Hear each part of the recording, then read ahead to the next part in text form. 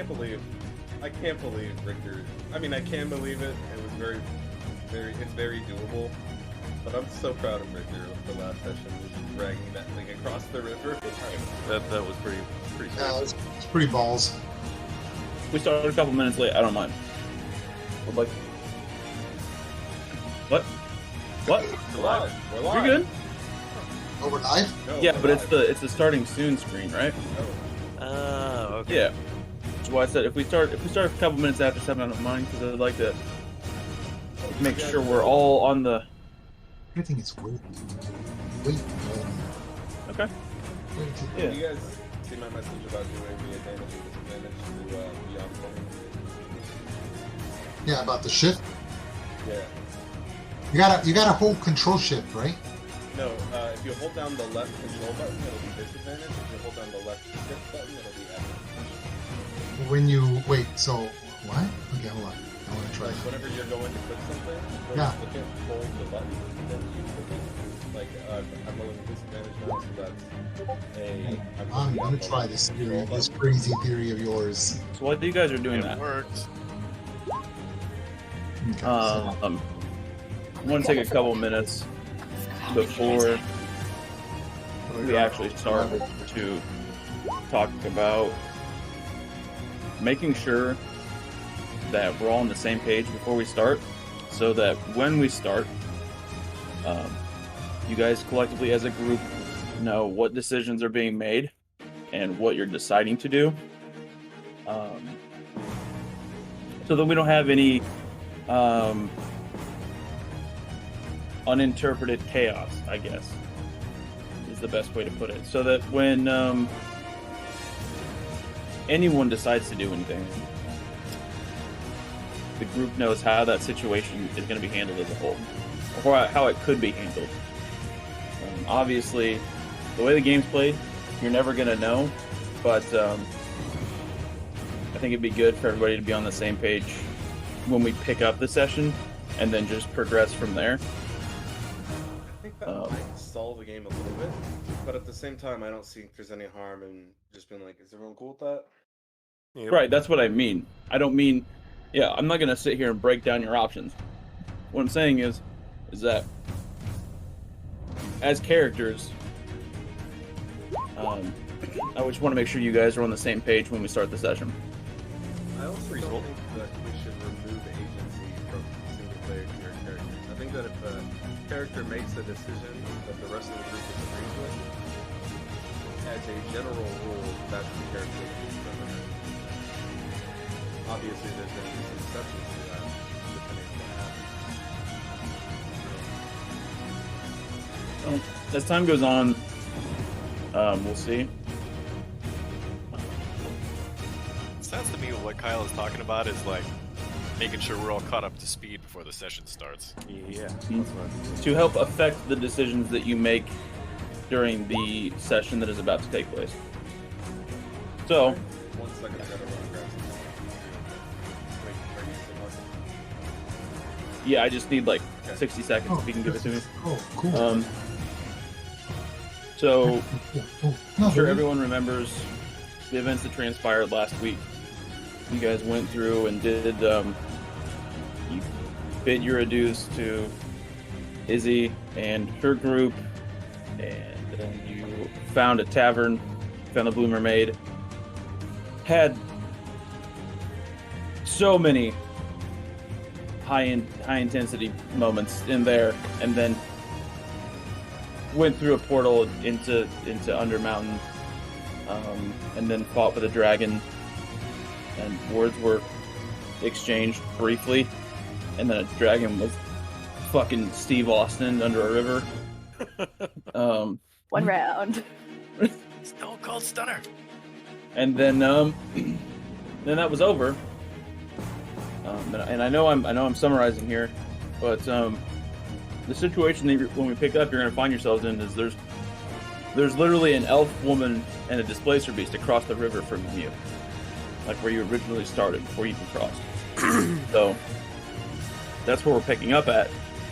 So I just want to make sure that if you have any thoughts or opinions that you'd like to share about how to handle that situation, you can have those now, so that when you start playing, you don't have to, worry about having a 47-minute discussion about how to handle that situation.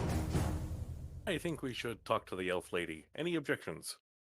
I also think we should talk to her, and I think that we should inform her of the dragon plotting to kill what we assume to be her. The dragon Bet she wanted knows. her dead. She might not. Let's make sure. Well, if she doesn't, that's what I'm saying. Tell her. And tell Agreed.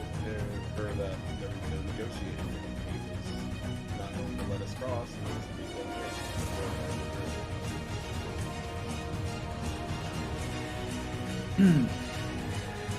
And then let's check this sword and the rest of the dragon's cord out.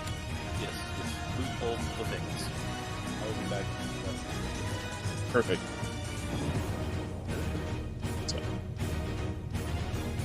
Hopefully, didn't feel like I was mansplaining any of that information. That's not a thing. Stop saying that. Everybody see this over here? I cannot. A man who's condescending and answering you is explaining anything slower because you don't understand. You're lucky this room doesn't have a door. There's no such thing as You mansplaining. would slam it. You would slam the door. Condescending already has a term. Do it just as much.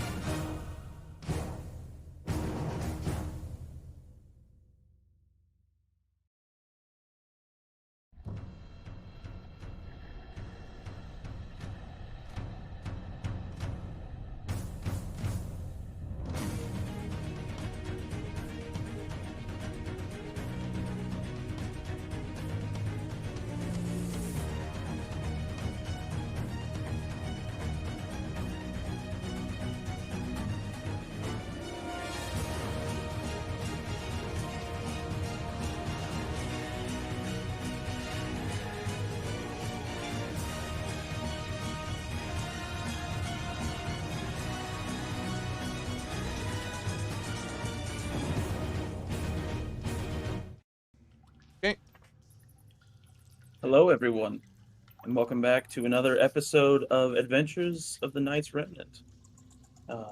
I, as always, am your DM, Fragile Fighter, and tonight we have the whole crew, and we have them on time, which is a rare occurrence for us. 4 minutes late. Yeah, we. It's fine. It's fine. We're on time in spirit. That's right. We're extra early in Australia, or late. One of those two. Anyway, thank you so much for joining us. Let's give a brief recap of the events that transpired last episode. The party bid farewell to one of their Knights Remnant counterparts, Miss Izzy, as Russell has deemed her. Oi. And she left with them 3 individuals and 1 Resmir, who is, the group has come to find out, can't speak, as I guess they were instructed. But Lorelei has been interacting telepathically, I believe. As the day grew on, Kenichi shared some information with the group that perhaps the best way to venture into Undermountain would be to find the portal that's easily accessible in Skullport. So that's exactly what they did. They went to the Blue Mermaid Tavern, an establishment that originally had been known to be run and operated by goblins, which the group found out was not the case. It is, in fact, owned and operated by a Cambion by the name of Margoth. After that, things were said, vows were made, contracts were signed, and the party found themselves below the Blue Mermaid Tavern, entering a portal into Willowwood. And from there, they ventured. They ventured with the intention of going deeper into Undermountain and the dungeon of the Mad Mage. They reached a river, and across this river was a sleeping green dragon, who did not stay sleeping for long, in fact, for Lorelei woke him up. A conversation ensued between Richter and this dragon, whose name is Terrell, something like that. Well, it's irrelevant now because the dragon's dead. Very, very dead. That's correct. Words were exchanged, and one thing led to another, and the dragon was all but drowned in the river and then killed. As the group collects themselves and regains their wits and consumes some healing potions and things of that nature, they look up, and across the river where the dragon had previously been, in its place was a beautiful elven woman with long black hair and several animals running about her feet. At her side was probably the largest displacer beast any of you have ever seen. Lorelei, you in fact have seen one recently, and this is definitely much bigger than the one that you've seen. So, without any further ado, let's get started with tonight's episode. So, group, there, across the river from you, is the woman that's been previously described to, I believe, by Kenichi, since he had some knowledge of this woman, who could only be Willow. She says nothing. The displacer beast at her side lays down, but in a ready position, as if it were, taking a ready action to do stuff. But it looks relaxed for the most part. The animals at her feet start to scamper and scurry away as she kind of waves her hand once, and you feel like a light breeze just kind of ruffle down from the trees and flow past all of you. She doesn't speak. She simply stands on the other side of the river, watching and waiting to see what you will do. I would like to wave and call out. Hello there, ma'am. I hope this beastie wasn't a friend of yours. If your name was Willow, he was trying to get us to kill you. Well, maybe don't lead with that. I think it's a fair thing to let her know. Well, maybe make sure it's Miss Willow first before we go be sharing that information out with anyone and all and sundry. I mean, that's fair. I apologize. It's not a bad thought. Does she respond to our bickering?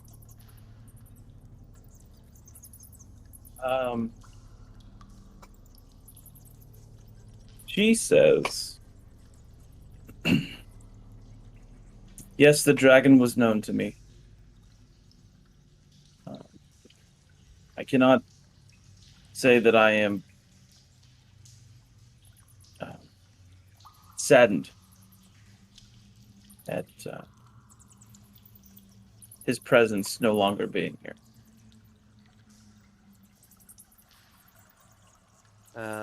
Well then, we're happy to have been of assistance to you then.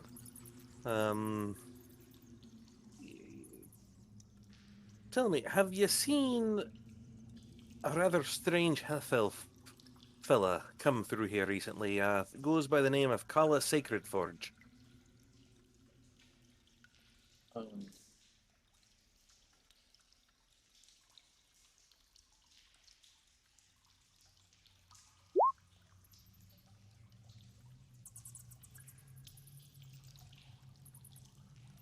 I don't know any names, but I have, in fact, personally experienced some strange things occurring recently. Well, I saw a drow of some kind come through here he's a recently. drow, isn't he? Yeah. Mm. Sorry. Leading some strange creatures through my wood. Aye, that'd probably be the fella. He's no a friendly type, and in fact, he means quite a bit of ill to all and sundry. I don't suppose you've any skill with curses and the like.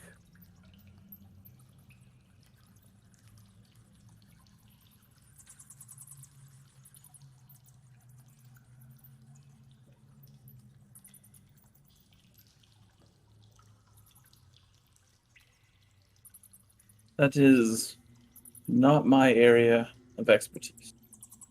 Well, this Kolla fellow, he's been going around changing folk into the beasties I assume you saw with the curse. And in fact, he's got me own self under it. And we're hoping to find him and persuade him, if you will, to be lifting the thing. May take some strong persuading indeed. We'll now, seeing what we done to yon dragon, I think we'll be alright in that department. I suppose I would be rude if I withheld information that I knew about this individual from you. We'll not rude, but we certainly would be appreciating anything you could tell us. I can tell you he's been through the wood more than once. Especially recently. But he also seemed to recall this same individual coming through here many years ago with a group of individuals that were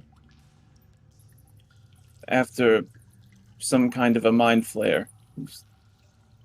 Many years ago, I thought that surely they'd all perish in the dark reaches of the Mad Mage's dungeon. But as it turns out, it appears one of them may still yet be alive.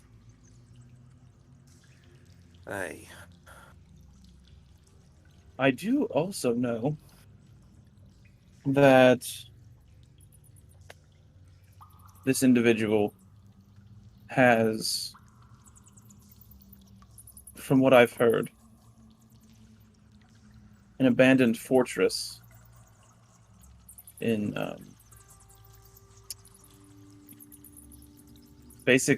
essentially what she tries to describe is the Shadowfell. And that he has basically what happened was it was like a Sauron fleeing into Mirkwood kind of a situation. He went and lived there to build his army, and gain power. And then once he was able to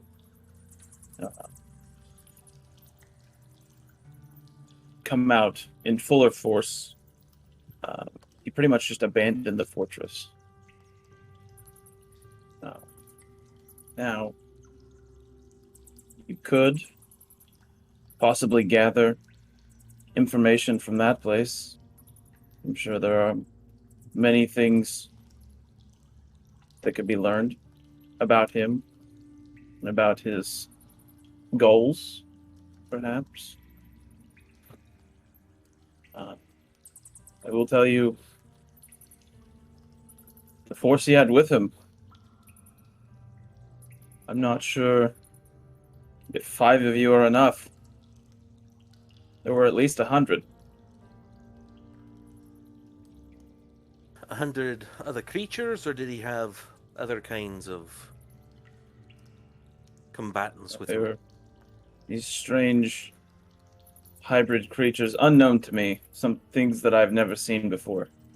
I'll use minor illusion to make an image of the creatures we saw before, the noose mutant things.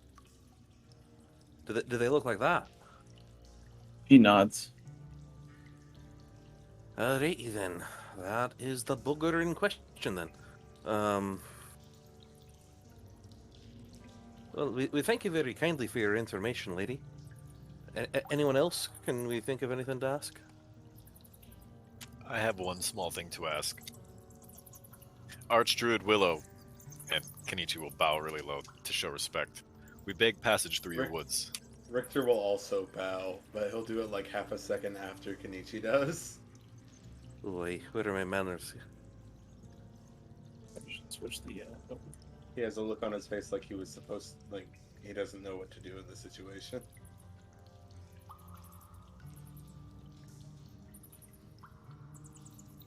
She ponders for a moment.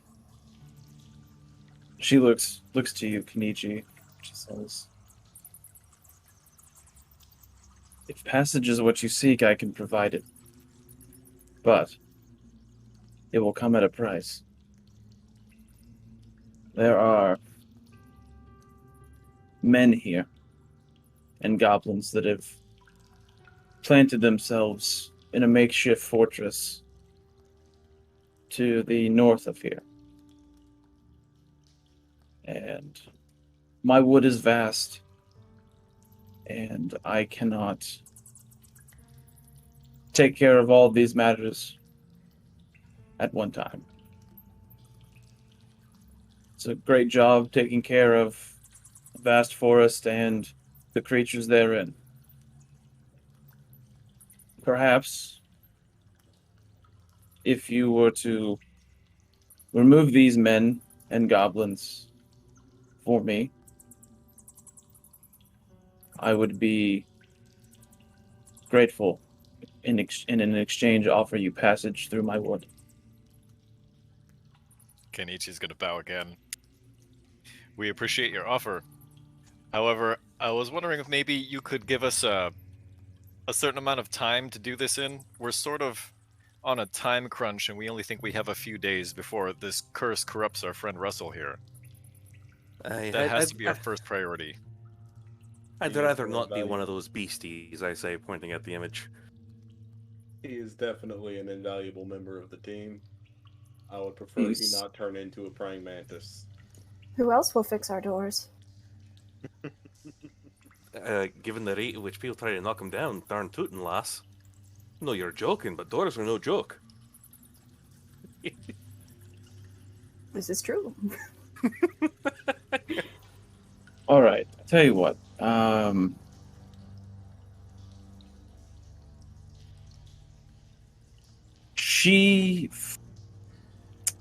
Willow will decide to. She kind of materialize. The grass underneath her feet starts to wrap and intertwine, and then uproots itself under her, and she kind of just floats on this like disc of grass across the river to you. Well, actually, 2 Russells specifically. Oh. Well, that's a neat trick. And in a non-combative and gentle way, kind of caresses your cheek, and then lifts your arm ever so gently. And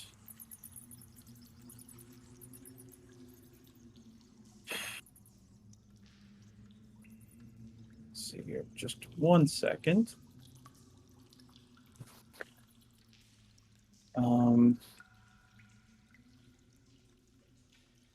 Essentially, she she materializes this small vial and offers it to you. This will slow it down, but it will not stop it. I'll take the vial very gently and say, I do thank you, lady. Any more time is a blessing at this point. He then looks to you, Kenichi, and asks, will this suffice to help you complete the task that I've asked of you? Well, I can't speak for all of my friends, but that is certainly a great help to us. What does everyone think? I'm for it, and if there's evil buggers in the woods, Kala Sacred Forge might have had dealings with them. This woman So- has a giant displacer beast. Who am I to disagree with her? We might be finding more clues going after this rabbit trail, so to speak. Ma'am, do you mind if I go ahead and grab that? And I'm pointing to this sword in the river. I have no need for weapons here. Victor will scoot down, pick it up, and then hand it hilt first to Russell. You can take a look at that when you get a moment before you get all beastie-like, as you say. Aye. I'll take a look, see what I can find. So then I suppose you wouldn't mind if we look through the dragon's hoard either. All dragons have horns. So,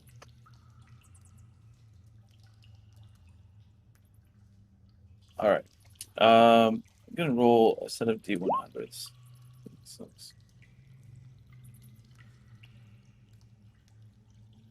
You may help yourself to a third of the hoard. That is a very gracious offer.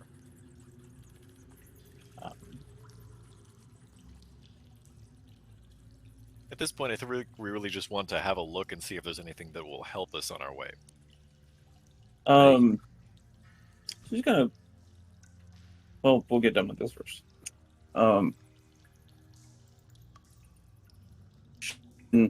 Bows to you, Kenichi, and nods her head to the rest of you, and then hovers back across the river. And she and the displacer beast both kind of like shimmer off like into mist. And then it kind of like this beautiful golden mist, and it just kind of settles on the grass across the river. Well, that was neat. Aye, okay. Wizards.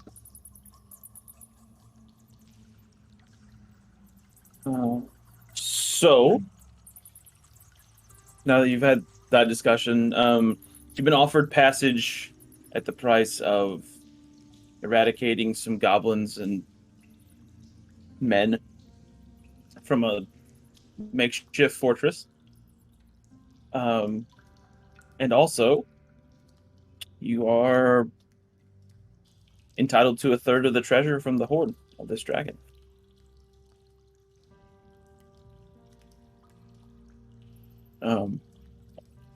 So, a third of the treasure will be 26 copper pieces. And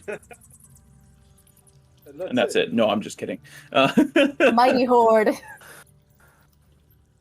Panhandler dragon. These I know, are- right? I was gonna say, we're sure He's the not a lot. A dragon miserly, on a the miserly get-go. dragon, man. What's the matter? There's How many not, people? there's How not many a lot people of do you think marketing can down pass here. through here? so- I mean, he's just trying to make a living. So there'll be 26 copper pieces, 80 silver pieces. I'm writing this down. I'm writing it down. Okay. Um, I'm gonna type it in Three- chat. 315 gold pieces. About 12 platinum pieces. And one magic item. Now, when I thought about doing something new, when we come across situations like these where you find like random treasure chests or hoards or what have you, I will roll D100s, and whatever that lands on, I will pull a magic item from the table. Does that sound fair to everyone? To you. All right. Well, we'll give it a shot. Wow. That's a good start. The hundo. 76 now. Oh, 97. Jesus Christ.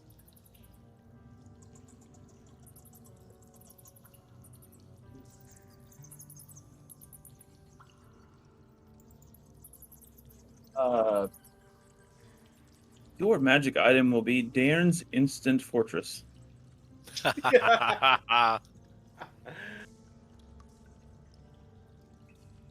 Where and how you will use that, I do not know. And before anyone asks, no, it cannot be used as an object to like throw and crush people. I've experienced this before, That's just your opinion, though. and that's my official ruling.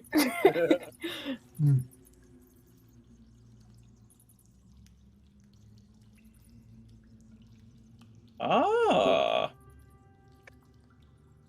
All right. That's cool. So So are we going to go clear out these bandits since Russell apparently has a few more days? Or what's Oh. really stopping us Right. from moving through these woods anyways? I mean, here's what I say. Like Russell possibly can't be the only one infected. The more information we gather through enemies or friendlies is only beneficial to him. As long as we don't waste time, and with the extension of the potion, I think it's a call to worth looking into. Yeah, they could know something. Agreed. Agreed, and I am very much of the opinion that these folks could know something. You know, Kala, with only the creatures he's been making Hmm. so far, those can't be the extent of his logistics and support. Agreed. He's got to have more folks behind him, and a random fortress of humans and gobos down here at the same time he's doing his growing down up here at the same time he's doing his stuff. That seems a mite suspicious. Yeah. Just a little bit. Yeah, there's got to be some bureaucracy involved. The Noose are not that. Or the Noose, my bad. Aye. The Noose don't seem that intelligent. Aye. Way to go, Autopsy. Ooh, thank you. All right, but speaking of the potion, Mhm.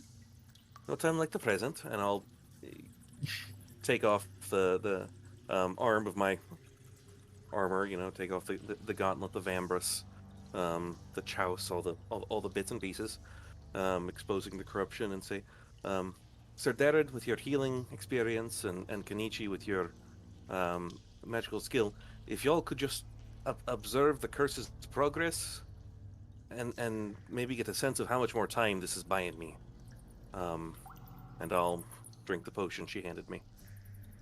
And I will look on intently.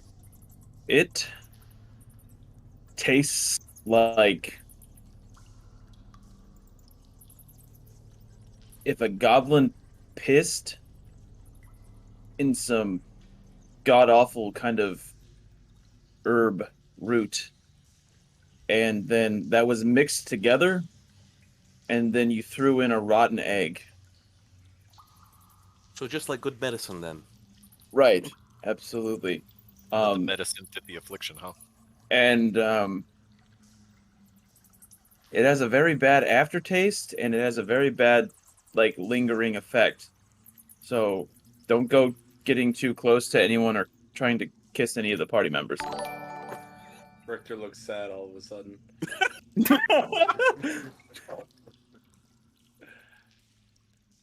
Sister That's great. Yetunya. Zabazaz, thank you for the tier 1 sub for 2 months. Much Wow. appreciated.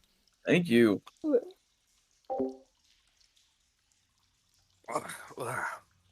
If we can certainly see tastes the, like the a look witch's on brew. Russell's face, I'd like to hand him a bottle of sake that I keep around. Bless you, my friend. I'll take a good swig of the sake. Take the Slow bottle. whiskey, You're gonna but need it. this rice stuff's not half bad. I like it. Kenichi, It's good his stuff. breath is like foul. It like, does it like go into the flask that the sake is in and like stay there? Yeah. That's why I gave I him the know. bottle. So I guess while I'm handing him the bottle, I'm kind of gently, turning him by the shoulder so he doesn't breathe Right. at me. All right.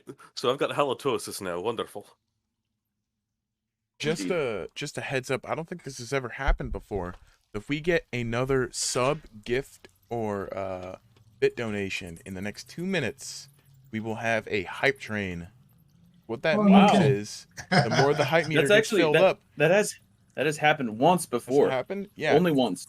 Whoever participates can get unique Twitch emotes. So Oh. That's cool. get your loot, boys. Come on, ride the train. Loot, loot, loot makes the boys get up and shoot. My camera's about to shake. That's pretty funny. It's just funny. I Look at him. thought that was you doing that with a stick. Wow. No, it's his That was like- Displacer Beast. That was like 5 frames per second right there. Mm-hmm. Destiny for the win. Good job. Oh man. There it is. Look at that. For the win, Wow. Destiny! Nicely Hype done. train! Yep. Wow. Hype train. Awesome. Thank you so much. All right. I wish I could continue it, but I have no money until midnight. So, Is there an observable effect on the curse? for all intents and purposes, this terrible liquid that you've just consumed will hold your curse at bay for a grand total of 4 days. For an additional 4 days. That's not bad. Seen as a star with 2 weeks, that's not bad at all. It will be when you find out that I rolled a d12. Asshole. Not even 2d6. Could be Not worse. even Could have rolled a 1. 3d4. All right. So if we can clear this place out in 4 days or less, we're going to be netting him time. Yep. Aye. Agree. So no time like the present then. This head to the north, right? Indeed. Elihu? Should we identify the sword first, maybe? Oh, aye. And I will sit down and in 10 minutes cast Identify as a ritual. Any conversations you, as a group, would like to have while I'm pulling up that information for you? I have a cartography kit, and I want to do my best to map out the levels as we go deeper. So I try to keep extensive notes and maps of the route, because any recognized tunnels to the estate or recognized tunnels to the Saugeth level that Skullport is in is beneficial to the Knights Remnant. Right. Richter is just looking at the sword kind of hungrily. He's really excited to find out what this thing is.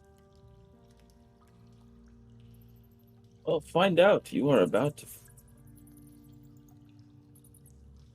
He's also gonna look to Sir Darren and be like, and say,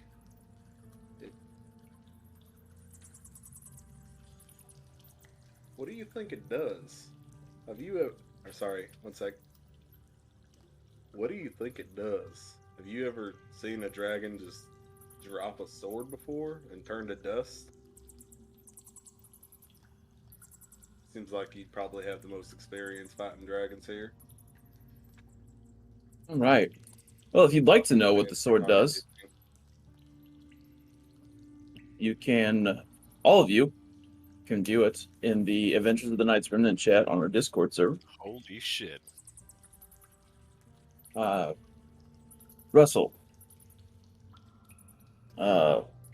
this sword's name is Erendite.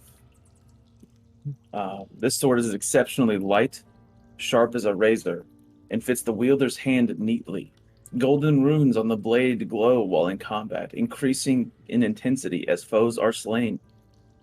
And exploding in a brilliant burst of energy on a well-struck blow. You gain a +2 to attack and damage rolls made with this magic weapon. Critical hits with this weapon deal an additional 1d10 radiant damage to all enemies within 10 feet of the wielder. Each time a critical hit with this weapon reduces an opponent to 0 hit points, it gains 1 charge, up to a maximum of 5. With each charge, its base damage increases in accordance with one of the following tables. Then it goes on to explain the tables. So, that information is posted for you there. Feel free to explore it and learn it at your leisure. That is so good. I would like it, but I'm happy to roll for it. Or I'll pass it on to whoever wants it.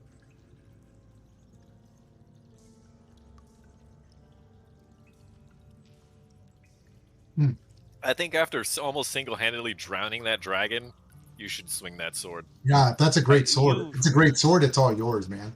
Oh, it's a long sword. Do you have any idea how hard you could crit with that, Ray? I have an idea how hard Richter could crit with that. Richter does also get a shitload of attacks. I'll take it happily. If Richter, you just holding it in your hands, you feel like, even though you're not attuned to it, that this item is bound to you. Like its destiny has somehow intertwined with yours, and that in the future, that sword may help you at a pivotal moment. And then you feel like a normal person again. Oh, I had a minute there where I thought I was, I don't know, maybe chosen by the gods for something, but then I passed the gas and I went back to feeling normal. The last thing I need is another person here who feels like they are chosen by the gods. Oh, trust me, Lorelai, it was a passing thing. I'm back to normal. This is a cool fucking blade, though. I will admit, even though I strongly dislike celestial things, that is a pretty cool fucking blade. It's safe to say that even though it does radiant damage, it's not a celestial weapon. Yeah. So he will, I guess, move the sword affixed to his hip to his back, where he doesn't intend to use it all that often, and affix this sword to his hip. So when you... He has an empty sheath. The sword he has now currently forms its own sheath. So as you start to slide this sword into your sheath, the runes, which now clearly, they start to glow like hot iron as you slide it into the sheath. And you can clearly see that they're in Elvish as you start to slide it. What did they say?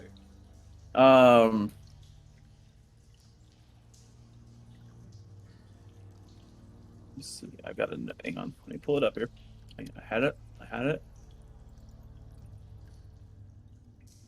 Yeah, it says the Savior of Man. I think those boots are a little bit bigger than my feet, but all right. Nobody tell Lorelai what it means.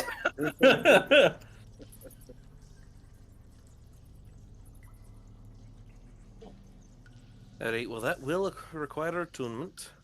So, Indeed.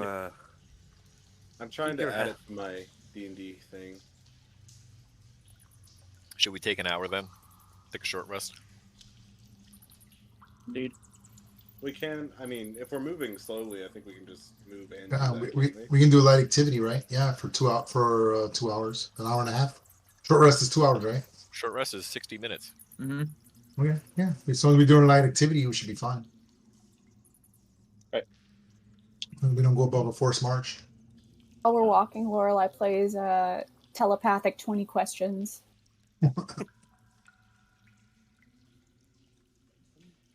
Now, if you all remember, if you look at the map of Willowwood, that actually do I have one? I'm sorry. It's There's a on. hand- There's a it's in handout. the handouts. You are approximately at the edge of Area 5. You are at the border where Area 5 and Area 8 meet. Now, you will go due north of that, so almost straight up. And you will see that Area 6 is the potential fortress outpost in question. Okay, that makes sense. Yeah, you're talking about the one right above 7, right? Indeed, yes. Okay. Cool. And we're in 5. We're moving in all that vegetation, right? All the woods. Yes. Okay. Cool. So, one of my favorite things to do is about to happen. I'm going to roll for random encounters for the next 2 days of travel. Because that's what it will take you round trip. No, I'm sorry. It'll take you about 2.5 days total. So, perfect. Let me switch over to our new forest map. Now, some of you may notice this map's going to be a little bit bigger. It's like a 30 by 30, correct, Ray? So, if you guys would like to move your tokens, you can anytime you wish. I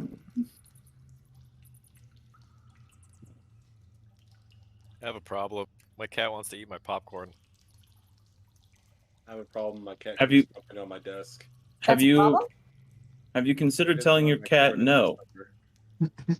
You ever try to tell a cat no? Give Selfish. Share your popcorn. give the cat your headset, and I will. No, I was just sarcastic, but Cats don't even like popcorn. The cat figured that out for itself. She did. She just stuck her nose in it and then turned her nose about it. Problem solved.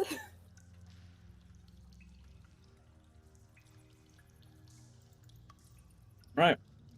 We got everyone. I have 1, 2, 3, 4 tokens. Who am I missing? Mr. Darren. That's what I'm missing.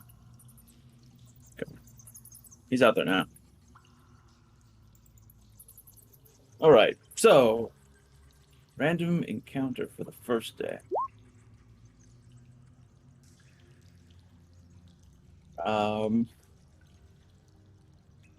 You spend your first day of travel through the wood. And as you do so, you notice that most of the trees are very mature, with heights of 30 to 50 feet. Foot trails meander between them, and you can every now and then see the slender footprints of a solitary humanoid, most likely a female elf. Among the tracks left by various other forest inhabitants, perhaps a squirrel, rabbit, maybe even a wolf here and there. Running through the forest are crumbling 20-foot-high walkways atop ivy-covered white marble archways, supported by thick white marble columns. Some sections of the walkways have collapsed due to age or seismic activity. From time to time, you pass the various berry bush, fallen branches, acorns, pine cones, and moss-covered logs. And your first day of travel goes completely uneventful. There will be no encounters on the first day. Ooh, Now, I'm sure that'll last. does the group need a long rest? I mean, we don't want to take exhaustion.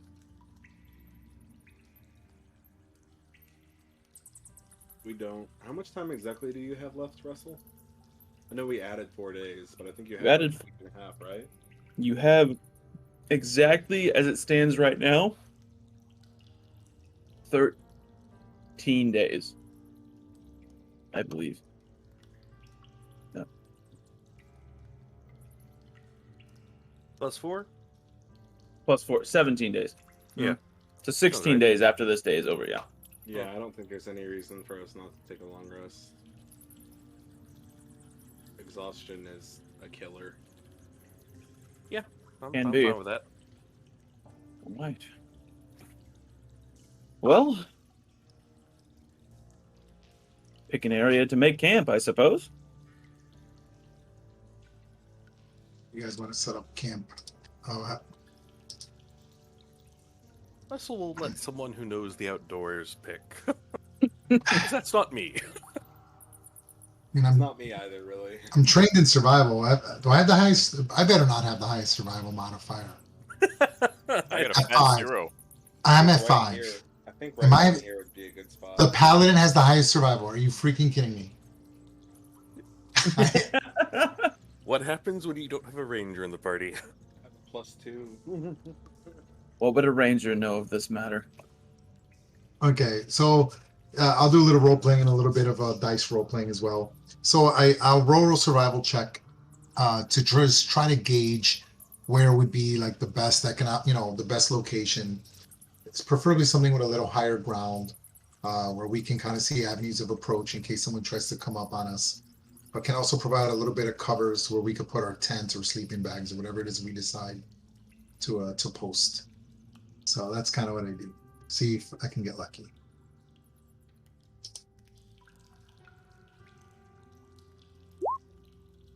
Jesus, you got lucky.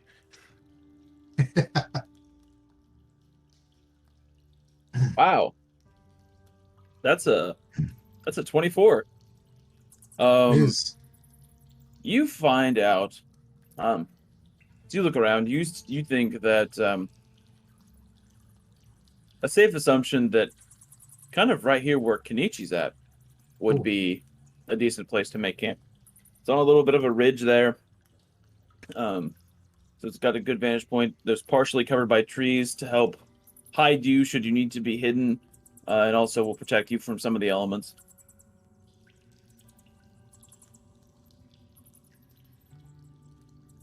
Now, the real question is, do you have things to make a fire with you? Or would you have to build one? I certainly do. Okay. I mean, I could cast Fireball. I mean, I think that's I'm not going to tell you what to do, but I think that's a very poor decision. That's a very poor decision. Don't say. I think we all Really have torches distinctly and smell tinder and stuff in our overkill. packs, so Aye, plus... You know, But it's a forest. We don't have to cut anything down. There's going to be fallen branches and whatnot. tinder everywhere. Aye.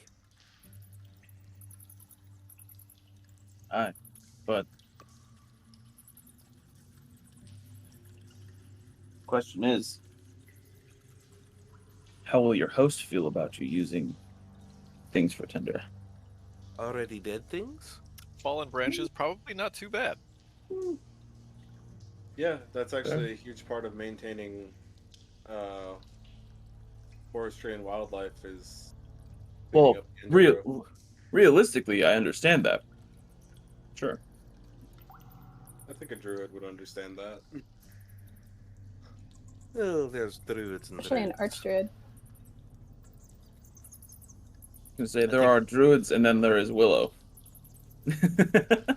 um, I mean, do we need a fire? All of our rations are dried.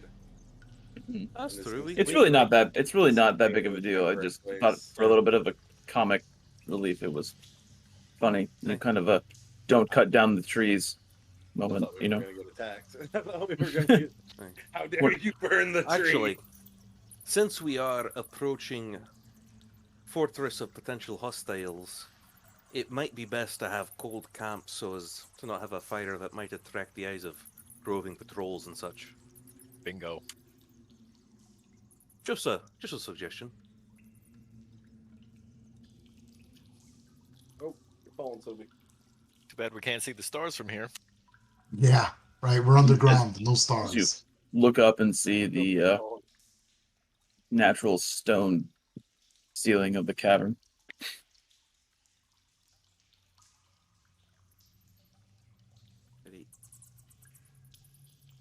Several feet above you.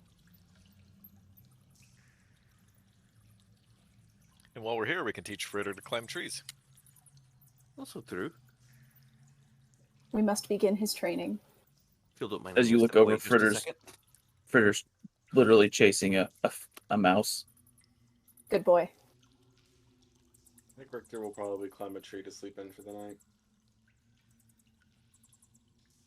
Okay. I just want to make sure you know most of the trees here are at least 30 feet tall. That's So it's- fine. I mean, it's a good place to keep a lookout, at least. Alright. I'll tie myself in or whatever I need to do. Just Do I give need to me make an athletics check to yeah, just make just because they're so tall, give me like a one athletics check to see how well you climb. Yeah, that's fine. That should be fine. Find a nice wide sturdy branch and nestle yourself in. So, I think that there's a fork in it, and he's sitting on it cross-legged, one leg through the fork, one leg on the outside, and he just leans back, and his feet are kind of dangling. right. Now the real question. What is the watch order? I suggest that Lorelei and I take first watch so we can play with Fritter and make him tired so he'll sleep through the night. Not a good idea. I have no arguments with this. All right. I'm not Sec good at keeping watch. I'm happy to take a shift since I have dark vision. Wait, no, we're underground. The level of light is what it's gonna be. Probably. yeah.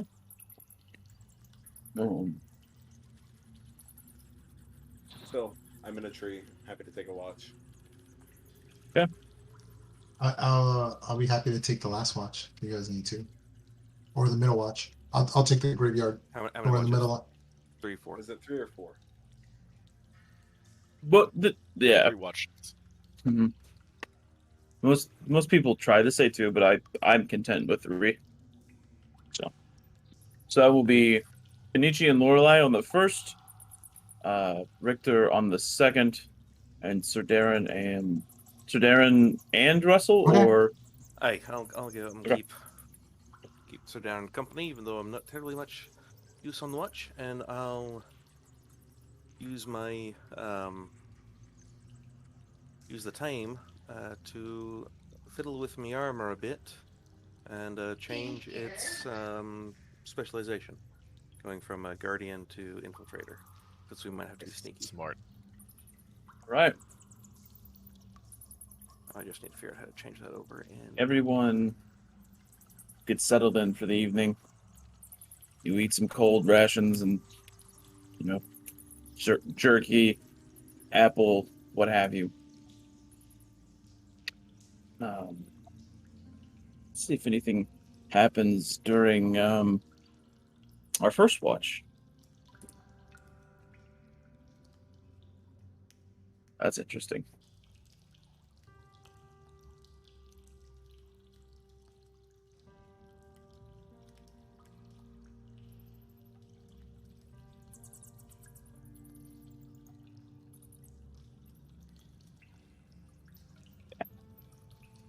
What's going to make this much more personal? So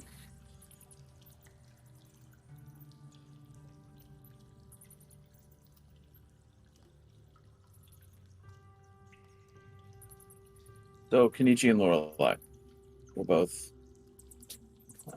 awake, keeping your watch, watching Fritter meander about the campsite, occasionally leaping, pouncing onto nothing, thinking he's caught something, and catching nothing.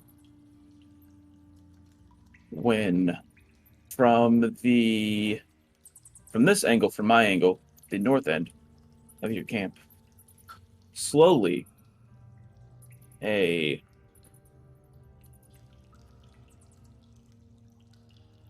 much larger kitty meanders its way in the darkness through the center of your campsite. Does it look familiar? It does indeed. And as it comes through, it sees Fritter, and just for the briefest of moments, it stoops down and rubs its face against this small displacer beast in kind of a reassuring way, and then continues to watch the both of you as it passes through your camp and move up back into the darkness.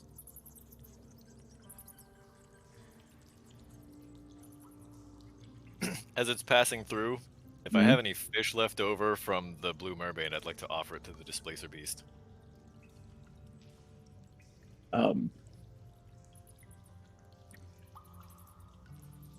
That's not the right token. You're not going to share your popcorn? So as it starts passing through, you offer it the fish, and it stops, and it just looks at you. It doesn't blink, it doesn't move, it doesn't do anything. And then all at once, it just reaches out and opens its mouth and takes the fish and kind of just swallows it whole, honestly. And then it looks at you and it nods. And it I will moves. bow. And then it moves on.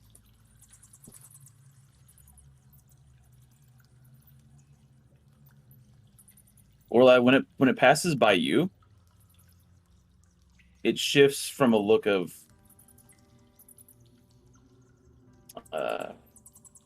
casual concern to a look of warning.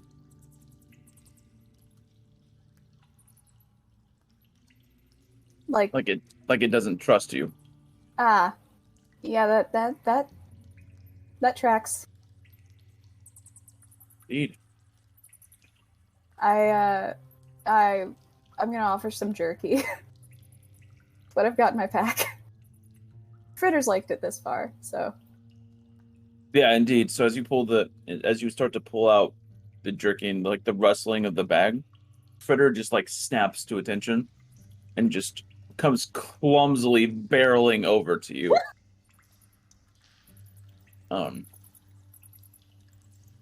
Like the adult displacer beast just kind of like shifts himself out of the way of the kitten. But hesitantly smells your jerky and will accept some, but all the while still has a very distrusting look on its face, and then it moves off. Fritter a little bit of jerky as well. He He's just earned it. like bites your whole hand as you're feeding it to him. Ow, Just good boy. just gnawing on the jerky and your hand. No No difference between the two. I'm so proud. Well, that just happened. It certainly did. Well then.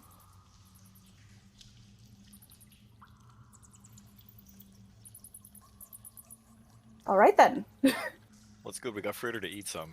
Let's keep playing with him so he gets tired.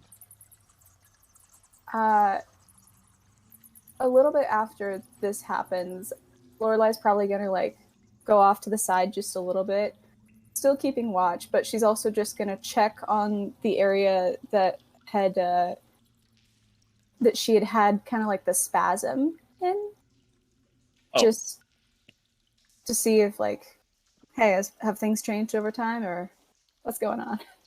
So right now, so like you kind of like go off and examine, feel around, and right now you feel completely fine. Is there a visual difference? No. Okay.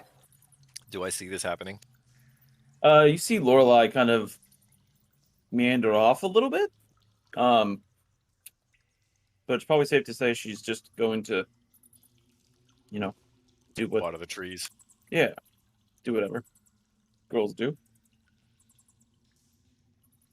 Well, I'm definitely not going to watch. Keeping watch, sir. Apparently she makes the statement that she's going to walk around the campsite as part of watch. To you or something. Then I will play with Fritter. All right. Neither of them are keeping watch. They're just playing with Fritter. Fritter seems watch? very, Somewhat. very intrigued with your hands because they smell like fish. Oh boy. So he's just like you're just sitting there kind of playing with him. About every 5 milliseconds, he stops what he's doing and just attacks your hands. All right, when we get back, I'm going to make you some sushi. Eventually teach him that people's fingers are not food. But for now, since You try his telling fingers a haven't full-grown gone- displacer beast that fingers aren't food. Yeah. So Good we thing gotta he's just teach a him while he's a kitten. Okay. I'm sure he's So not lesson fighting number to draw 2. blood, right? He's just licking the fish Yeah, he's off. just I mean, he bit my hands when I offered him jerky. So Didn't draw blood. No, he's just playful biting. oh, survive.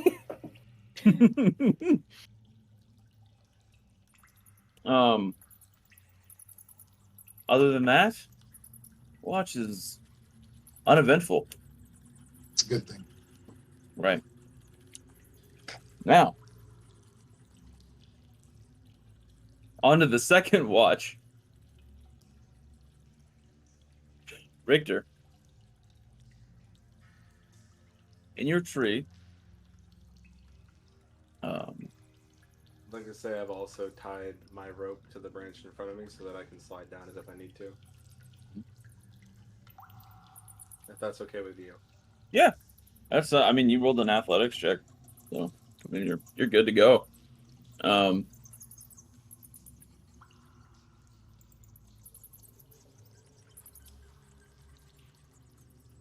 So about halfway through your watch, you notice that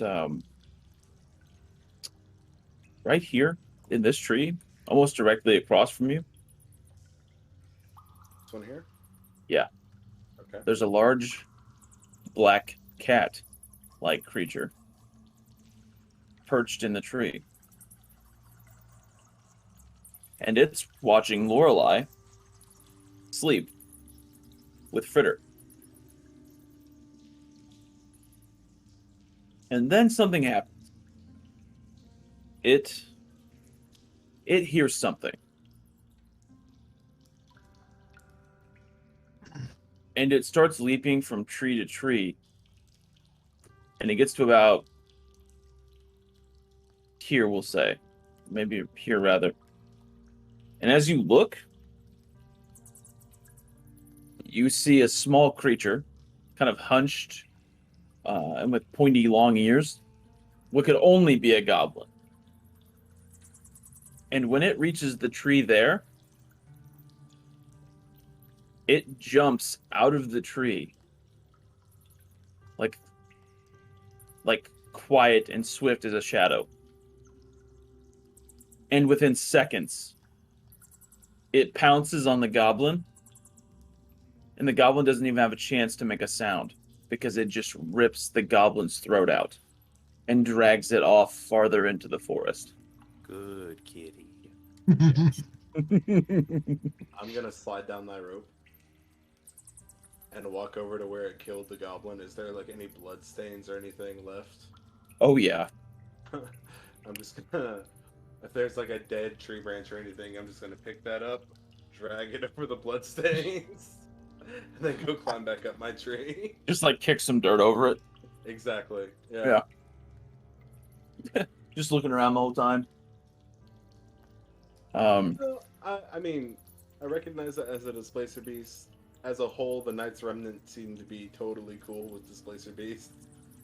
Right, but like you don't want like not wanting to provide any kind of a cause for worry for the group, so Yeah, he's concerned. He knows that we're heading to a fortress where goblins and humans live. He doesn't want them to know that this goblin went missing here. At least he doesn't want it to be easy for them to know that it went missing right here. He'll probably even go around and try to destroy some of the tracks nearby. Okay. Do I need to roll anything for that? He's trying to make it look I'm gonna give you that one. Okay. Um And then he'll just climb back up his tree up the rope. Okay. And he'll summon his brother to keep him company for the rest of his watch. Cool. They're just playing rock, paper, scissors. Every once in a while, one of them flips the other one off. Can you guys hear me okay? Am I like super quiet or anything? No, We can hear you're you, okay? perfect. You're good. You're good. Good. So, the rest of that watch. Excuse me. It's fairly quiet. Although, after an hour or so, the displacer beast returns and resumes its spot in the tree that it was prior. I'm going to pull out some of my jerky, and I'm going to wave to the displacer beast. I'm like, now come on, kitty, kitty, kitty. For trouble. All right, kitty, kitty, kitty. Just kind of like speaking quietly, because I know it knows that I'm here. There's no way that it doesn't. Give me an animal handling check. I'm good at that. As I roll a 1. It happens. It looks at you, blinks, and just licks its paw. All right, that's. It looks. It's like literally just licking the goblin blood off its paws. He's just gonna be like, all right, yeah, that's fair. See, He's that, full. He's already had a it fish, has some. fresh meat, so it doesn't want any of this old dry shit, and I'll bite it into my jerky. Right, yeah, he's full. He's already had a fish, some jerky, and then a whole goblin.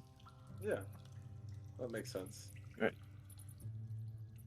So, Sir Darren and Russell. Aye. Oh, Mhm. whenever they wake up for their watch, I will let them know that the displacer beast is watching us from the tree over there. So Richter indicates that in the tree, just on the other side of your camp, there's Willow's displacer beast is there perched in the trees. And just for the sake of being totally clear, I also pull the rope up after I'm in the tree. Gotcha. All right. Only reasonable.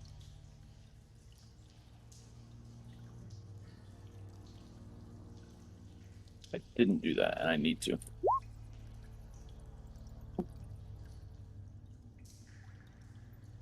Fuck.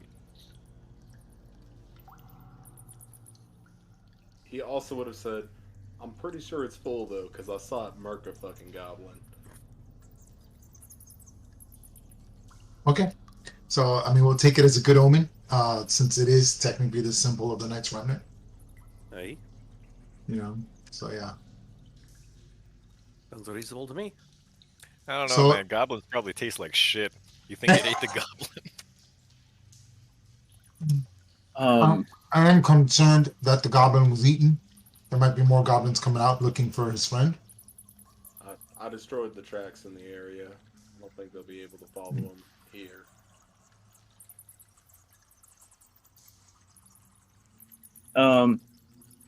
Could I have everyone position their tokens, like where you How it are really is? currently? Yeah. Okay. Russell, you want me to push you up? Or are you I good? got it. So if you're I hope you guys on- like the little camp I made. It's pretty cool, right? The little camp. I there? like it. Fine. Yeah. I like it a lot. Yeah. Hmm. Tucked in the trees and everything. Like we're hiding it. We need to get rid of that campfire, though. Wait, we don't have a campfire? No, we don't. No, we went with the cold camp. Oh, should have told me. I'll put a cold camp one in there.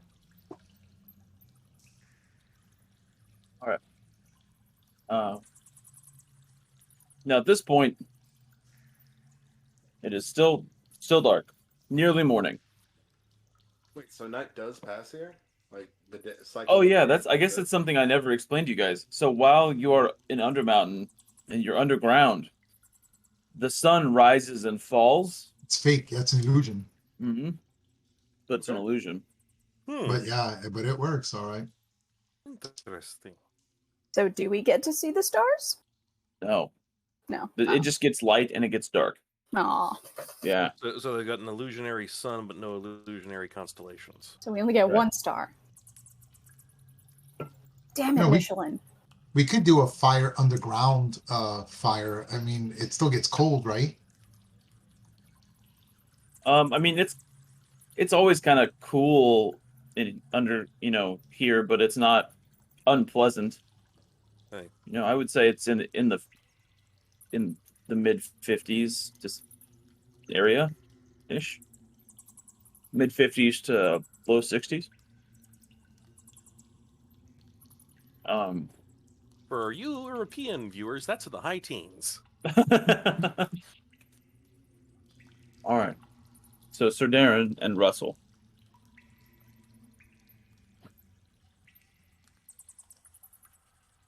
Near the end of your watch,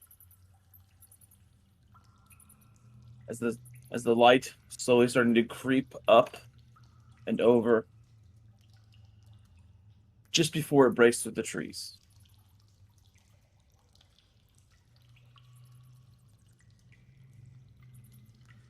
I thought I changed the name on that token.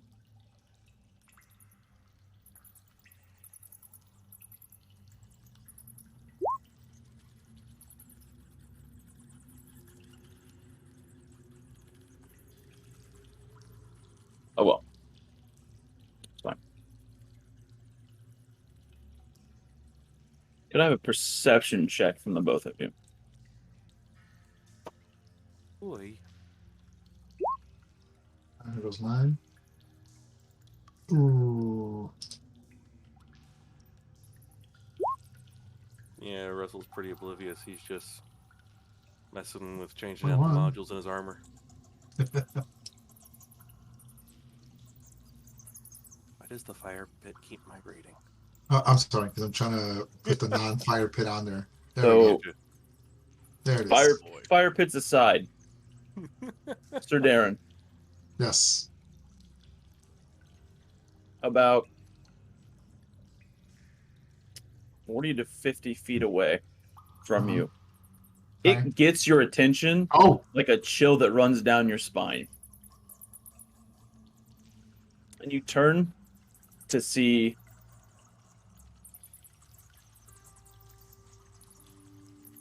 this figure clad in dark steel full plate armor, wielding a shield and a sword strung across his back. He has a full helm. It's completely closed, and on his helm are affixed horns, I guess you could say, or spikes rather. Some like long bladed spikes.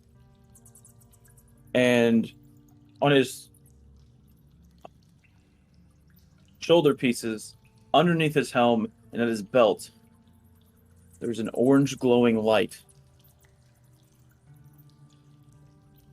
It doesn't seem to have any kind of harmful intent at this time, but he raises his arm and he points at you.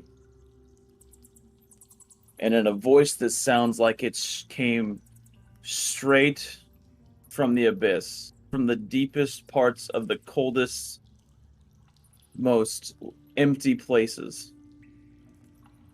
He says,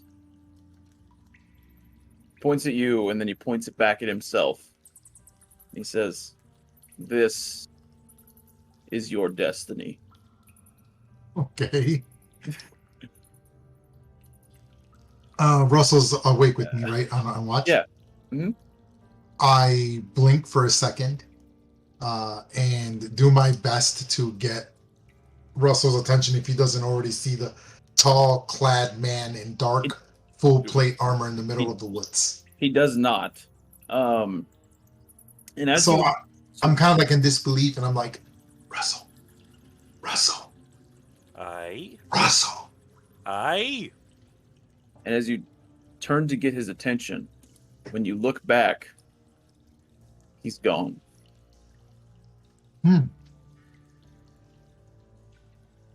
Aye. What is it, Darren? Did you just see that? See what? I must be lacking sleep. I could have sworn I've seen a full-clad man dressed in full plate armor and ebony armor with flaming, dreading colors. A knight. He spoke to me. I did not hear nothing, and I think a fellow like you described would stand out in the forest. I agree. His name, I don't know his name, but he said, I have a destiny. We'll know. I wouldn't be believing everything every phantom says to me early in the morning. I mean, if I did, I'd be off somewhere with a pair of elven... Well, never mind about that. But next time you see something that you don't think is there, let me know, and I'll put a couple lightning blasts into it. How did you not see it? He goes, I'm not the sharpest man in the battlefield today. I go, is there any way to ensure that what I saw wasn't a dream? Well, that's actually a good question. As a magic user, can I do something to tell if he's under some kind of arcane influence mentally? Like magic, I think would work, wouldn't it? Do you have detect magic? I can detect magic. Okay. All right. It's even a ritual. Sorry. So, we've got a wee bit of time. I'll say hold still a moment, and I'll cast detect magic as ritual, and then I'll look very closely at Sir Darren. Do I see any magical influences on him? Not on him. Or in But the area? just- I tell him where the guy was standing. So just about 40 feet to the south of Sir Darren, it just radiates mildly evil, undead energy, So necrotic. Alright. necrotic magic. I'll go over there. Is there like a Yeah. trail of magic, or is it just this one spot? Just in one spot. Okay, Really? Necromancy, yeah, in the field of necromancy. I'll describe what I feel to Sir Darren and say, whatever that was, I wouldn't trust it, mate. That's something with this much necromancy behind it. That cannot be good. So there was something there. I wasn't imagining it. Aye, there was something there, and definitely next time you see something that might not be there, let me know, and I will put a bolt or two into it. Okay, sounds good. I think we should get ready to awaken the others. The sun is about to rise. The sun's about to rise or set? It's about to rise. Yes, Yeah, it is. I go- As this conversation's happening, the sun has just broke over the trees. The Okay. light has just reached over the edge of the trees. Okay, cool. So yeah, I just kind of make a note of it, make a yawn, kind of like slap my face a little bit, Yeah. and realize and validated by Russell for taking me seriously enough to spend a good amount of time on an area that I thought was just a bad dream. So I kind of touch his shoulder and tell him thanks for believing me. Mate, I'm under a curse turning me into some kind of praying mantis lizard toad thing. There's weirder stuff out there, alright? If you see something, I believe you. Alright? Let's be honest here. It's not the strangest thing we'd have dealt with. Anything goes. I And with that, as the party gets ready to continue onto the second day of travel to the Goblin outpost encampment fort thing, we're going to take our first break. Cool. So make sure you come back in 10 minutes. So at 8:32 p.m. Central Time, we'll see you right back here. Hi, I'm Lombot Goldstein, but you can call me Lombot. Well, I'm not having a panic attack about the ever-increasing stack of unfiled paperwork waiting in my office during my adventure. I'm dreaming of better days, spent in the Dungeon Divers Discord server. There, I could find fantastic stories, meet new people, make new friends, and share new and wonderful experiences, completely distracting me from my real-world duties and obligations. It's ruining my life. Anyways, they're running multiple games a week, every week, with experienced DMs and an active moderation team, so make sure you come by and check things out. Also, make sure you're subscribed. It's free with Prime, and you'll no longer have to watch ads. It's a wonderful thing. Anyways, I've finished dissociating enough to do this advertisement, so I'm gonna go finish some paperwork. Bye-bye!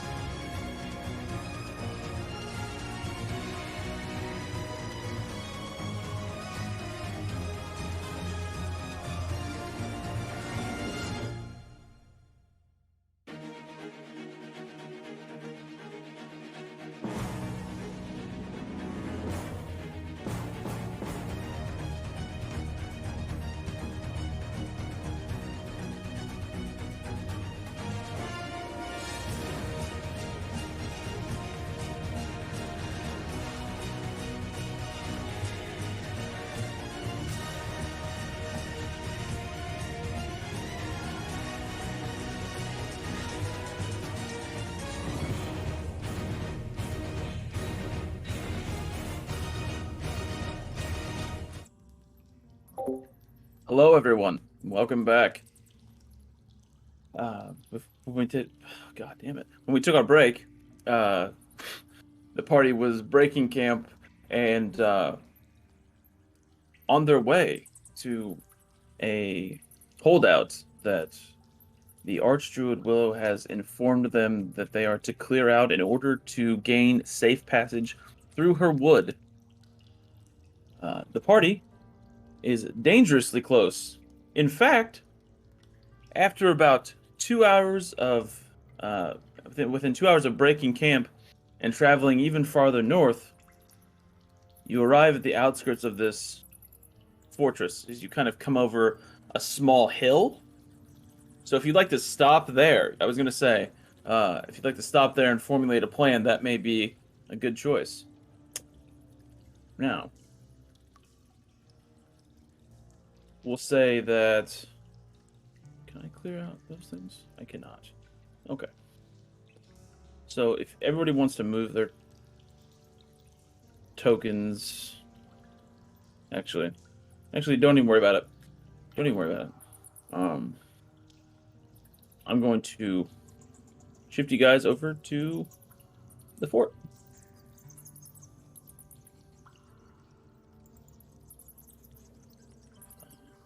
So what you see as you crest the hill is a small octagon-shaped fortress built of wood. No more than 200 by 200. Around it, a moat that's been funneled off from the very same river that you've followed up to this point. And they have formed this moat and stoned it in around the fortress. And there was one way in, a bridge. And there's no gate or gatehouse or anything of that sort. It's just a wooden bridge that goes straight into the fortress. And you're not sure from this distance, but looks like maybe possibly skeletal remains litter the bridge. How high are the walls?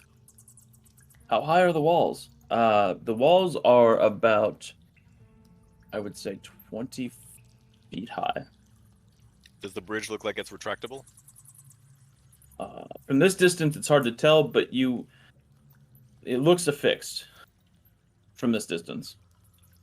I have a very, very important question pertaining to the one shot. Okay. Do I still have my bomb that I made?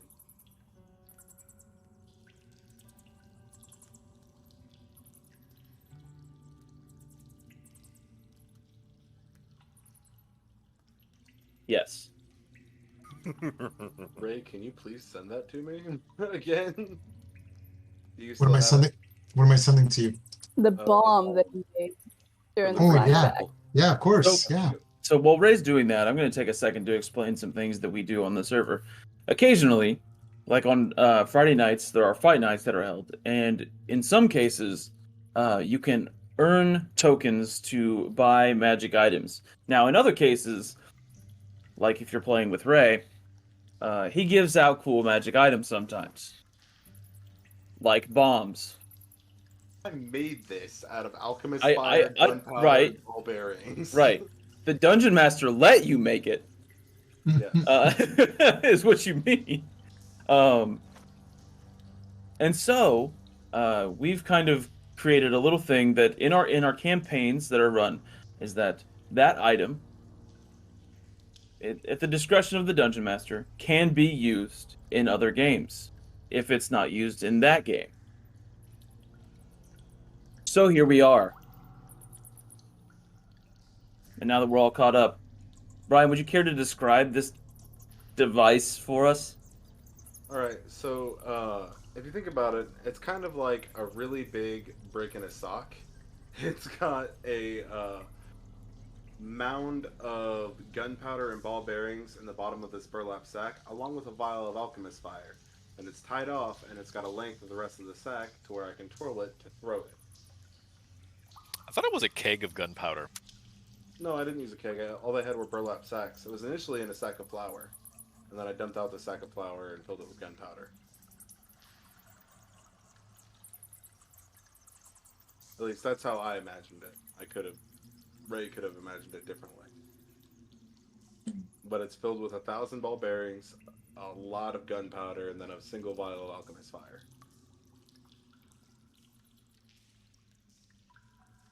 I probably keep it in a box. That is not Fair the sort enough. of thing I want to just go off randomly in my backpack.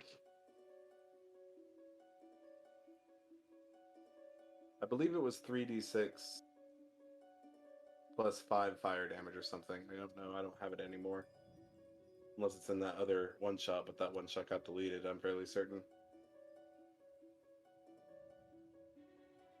All right. The magical longsword is complete. It's under erendite. Oh, that's not what I meant. I meant the Oh, I bomb. know, but that one, yeah. And I'll put the I think I have the bomb on here. Not sure if I did a handout. I don't think I did it as a magical item. Yeah, you did it as a handout. I'll get you the handout right now. That's too easy. So, what is your plan of action, I party? want to make sure that I had that.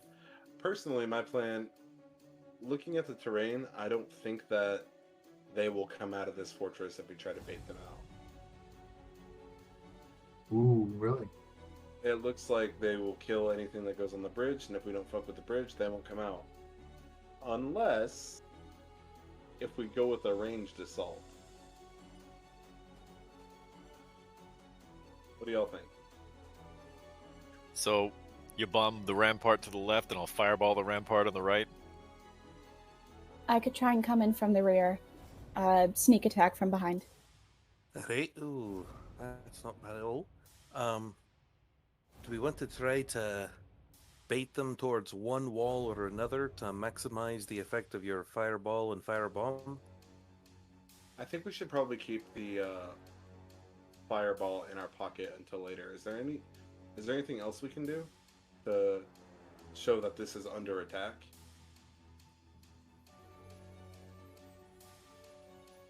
Or is fireball just it? You do have your brother. I could send my brother out there first, but they would just probably shoot him from a distance, and he's only got 1 HP. Ren just shakes his head no. No, I'm just kidding. Unless he's like holding a white flag or something like that, right? Enough. And then they'd all come to the front, and then we hit them. That was kind of in my thinking. If Are we going someone Princess has any Bride sort first? of disguise magic, they could go up to the front gate, pretend to be, I don't know, traveler running from a There beastie is a or some goblin that we such. know is missing from this fort. Aye, true. One of aye, us could true. disguise ourselves as that goblin. Aye. We Run could to the get front, make inside. a bunch of noise. They all come to see what's going on and blast. Are there's any not of an us actual a gate. small creature? Well, we can make ourselves appear shorter.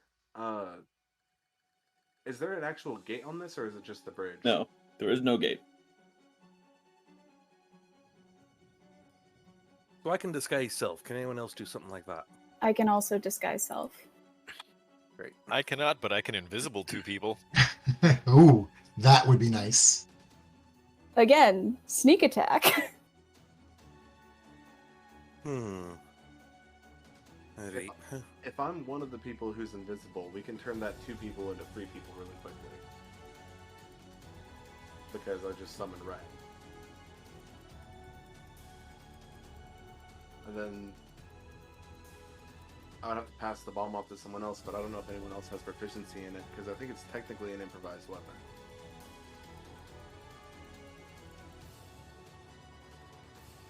But I think it does a 10-foot square, 3d6 plus 5 fire damage or something. I don't know. Were you able to find that handout, Ray? Oh yeah, it's I'm just getting the picture for you. Appreciate it. Alright. More Other importantly, than- what's the blast radius? What's the radius of the projectiles? I think it's 10 feet, but I'm not certain. Ray we'll know for certain here in a moment. You're about to get it in about 30 seconds. Yeah. Not trying to rush. I No. apologize. I'm just calling it. I'm calling it hand bomb, just so you know. Okay, cool. There it is. Boom. The holy hand bomb?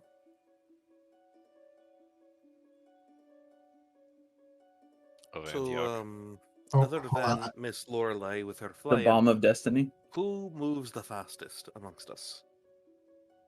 Here it Lorelei. is. Is that even a Boom. trick question? It's 100% Lorelei. Other I than can action Lorelei, I search to said. dash. Who's second fastest? Okay, If you want to be pedantic about it. There it is. You see it, yeah? all right. I misidentified. I misdescribed it. It's actually a clay pot. Looks That's how like, I. looks I'll like find the big- something to your fitting a little better. That's what I looked up real quick. Looks like those things that the Uruk-hai used at Helm's Deep. Fitting that you're going to use it to blow up a fortress. So it is a 10-foot square. It's a 5-foot radius, and 3d6 fire damage are half as much. Okay.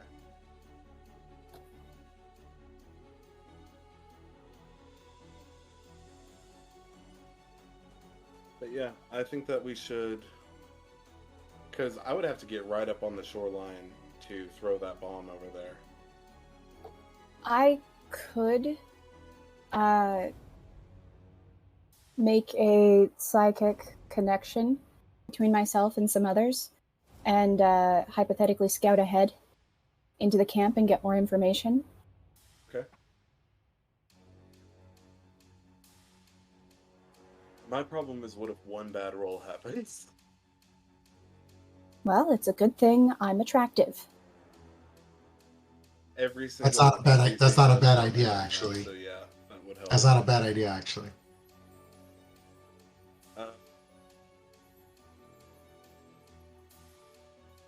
So are we going with a ranged assault, or are we going to try to subterfuge in somehow? Or are we doing a combination of both?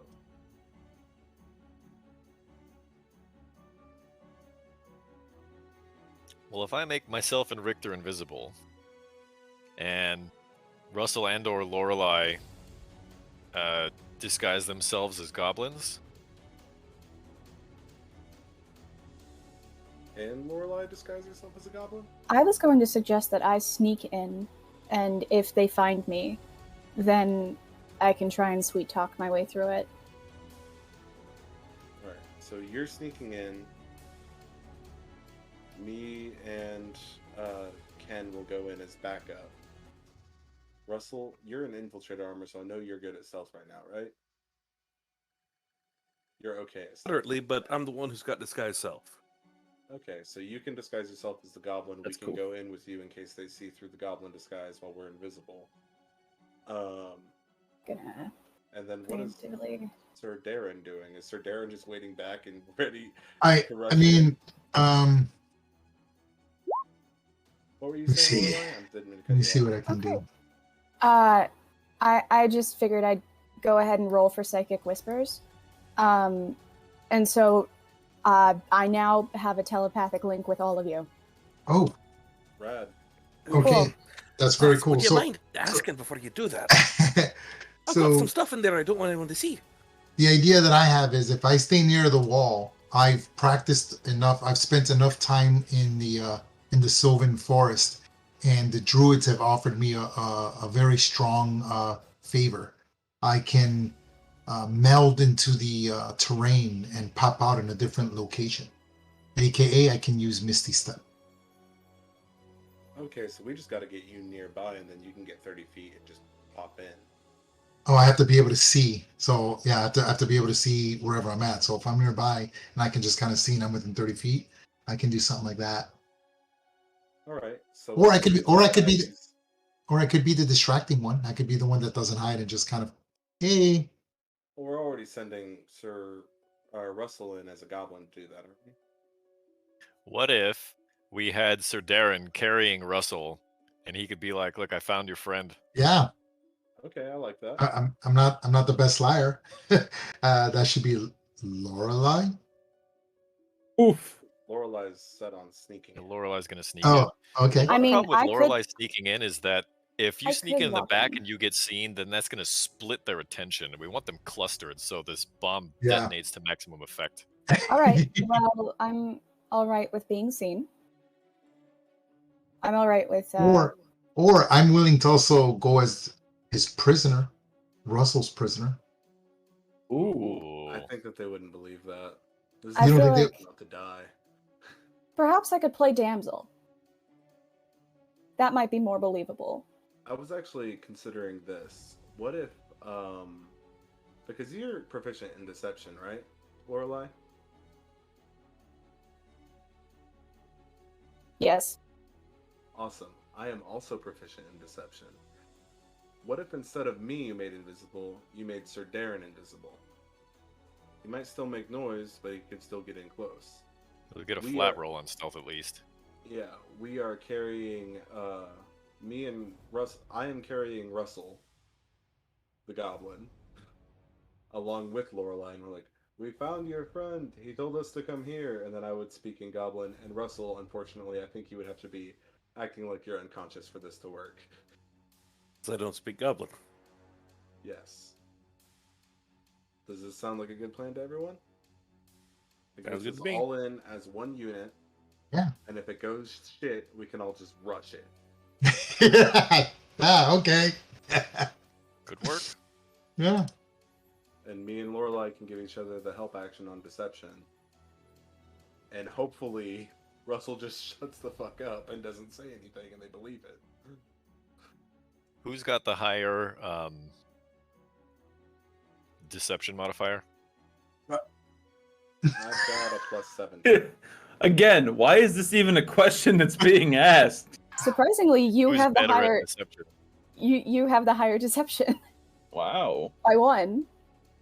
Richter is very charismatic. People like that Apparently. for some reason. I mean, I'm persuasive, but I'm not a very good liar. So then I think I would I'll cast roll guidance my on best. Richter before I turn myself and Sir Darren invisible. Okay, that'll work. Have a cat. This is a blessed event. Ew. Lorelai's just gonna preemptively fluff her hair and prepare herself and look like maiden-ish.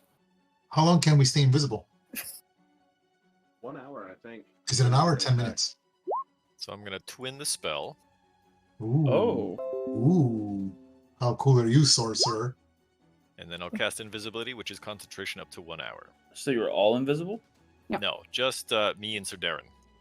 Gotcha. Right? And I will Goblin. cast, after interrogating Richter till he describes the goblin as clearly as I can get him to, I will cast. Make yourself look fucked up, by the way. Like you've been Hey, I can do that. like you've been attacked by a displacer beast. I have some makeup that I can offer. It might help. Let the magic do the work, lass. Alright. But if it doesn't look good enough, you can slather some on me, and I'll cast disguise self and make myself look about a foot shorter, and I'll still be big for a goblin, but I'll be closer to their size. So it's going to be what? Russell and Lorelai walking up to the gate. And Richter. Richter and Lorelai with Russell as the unconscious goblin. I'm big. I got you. I'm gonna hold on. I'm about to change your size. Give me a second here. And I am currently. Well, my size does actually change. I can make myself look up to a foot shorter or a foot taller, so I'm close to a goblin size. I'm not really. Yeah. Do you think if I cast I am disguise self carrying on top Russell. of you, that it would attack? Not the way it works, unfortunately, lass. If only. We cast reduce on you though.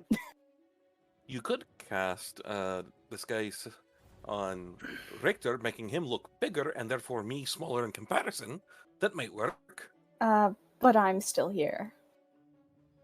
Aye, unfortunately. I think we should also disguise Lorelai. Just kidding, lass. Just kidding. Oh Take a my wee joke now goodness. and then. Ready?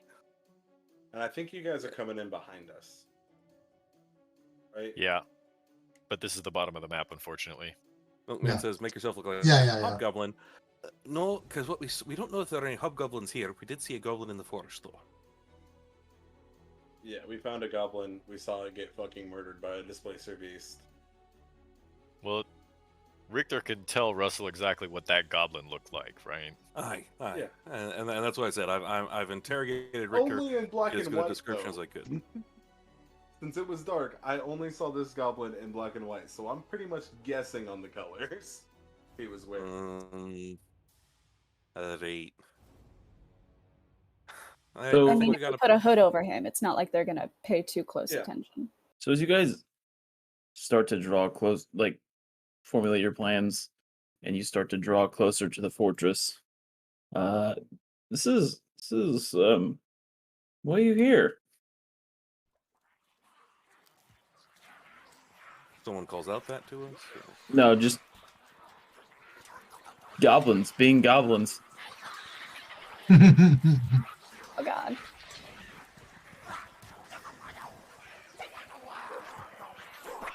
Sounds like angry Jawas. That's basically what goblins are. Nasty little fucking creatures. Sounds like there's all kinds of ruckus and whatnot going on in there. So what are you guys gonna do? Richter is just walking up the bridge, and he's gonna say, he's going to yell out, "Hello! We found your friend!" in Goblin. So you do that? It looks like he was attacked by a displacer beast. You do that, and everything but the natural echoing sounds from inside this area falls completely silent.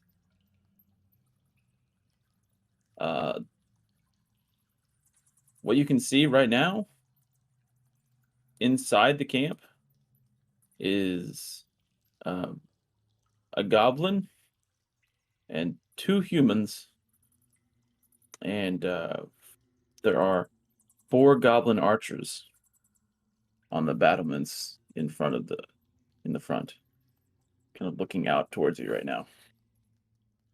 I'm approaching slowly. Look, in Goblin, I will continue.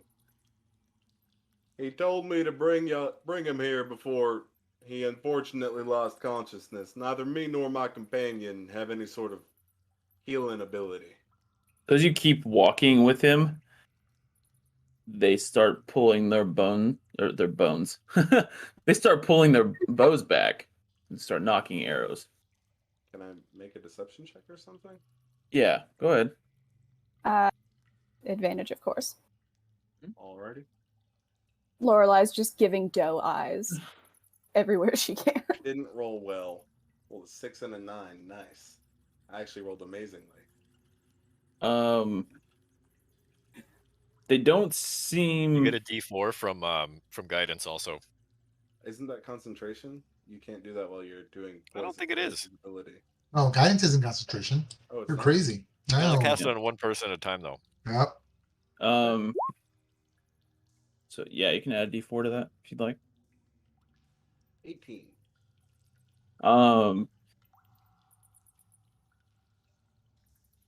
The archers seem a little less. They seem a little bit more hesitant to like shoot at you, but they've still drawn back. Is it okay if we approach? I don't know if your friend here has much longer. So you like if you keep walking a little bit, they don't stop you. You know, it's like nobody shoots at you or anything like that. Okay, so we're gonna keep moving forward. I'm bringing Russell with me, of course. Yeah. 5 feet at a time. I'll wait for Lorelai to catch up. Oh. Who do I bring him to? So you get to about right there, just off the bridge. Yes. And this goblin right here,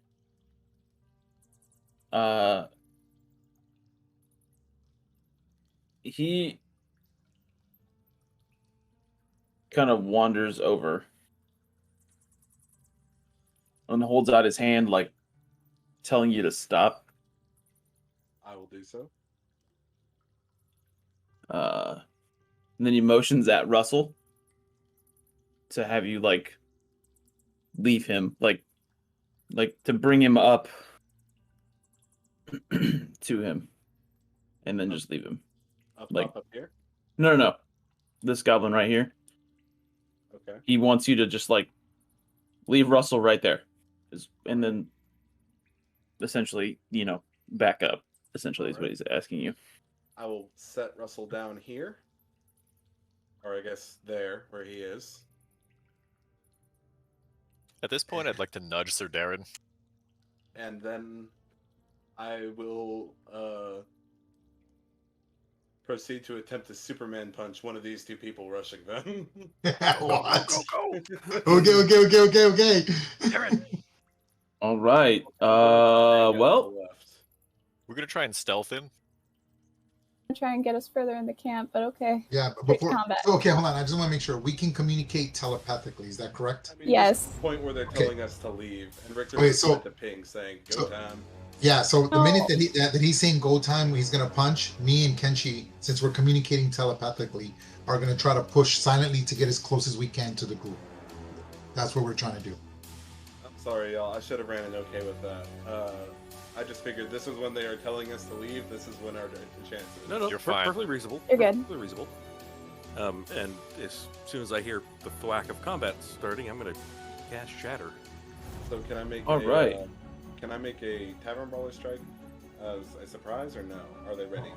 First, we gotta make initiative. First. I was gonna say there's like, oh If they're ready, absolutely, it's okay. yeah. I mean they're pretty much ready. They We're- were already kind of leery of you guys being here anyway.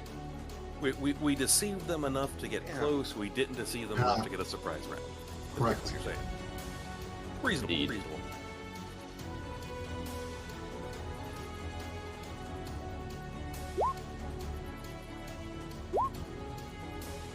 Six. Fucking really.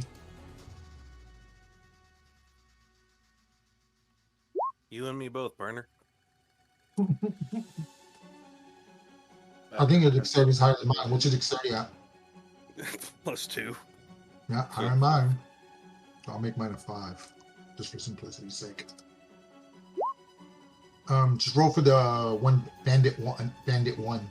I did, yeah. Bandit one 1 did. and Goblin 1, Okay. I think.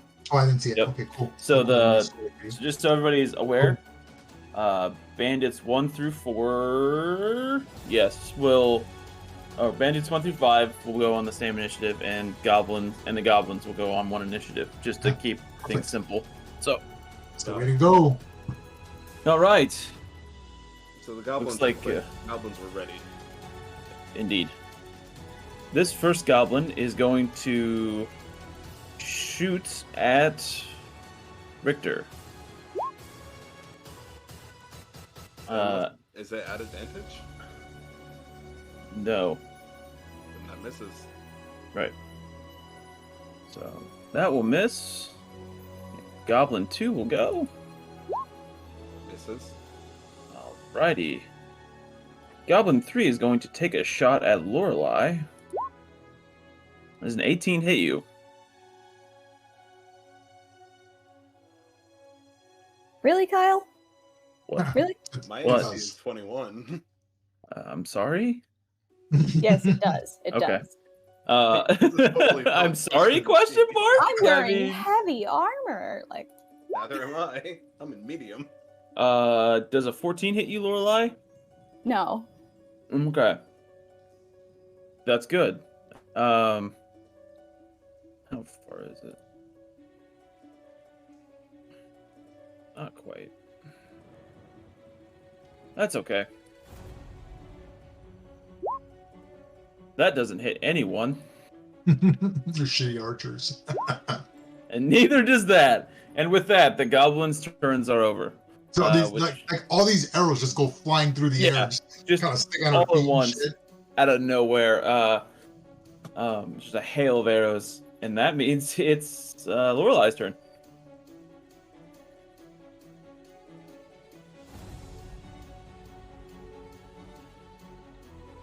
Eight, right? Hmm? I just took 8, right? Yeah, 8 damage. Indeed. Okay. Having just gotten shot in the shoulder, I'm not thrilled about that. I'm just gonna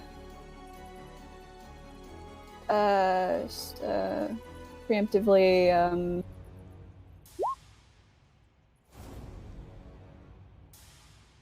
I take it that hits. I'm aiming for goblin number 5. That hits. 23, yeah. So I believe it's only 6. But then I'm going to use my next action to hide.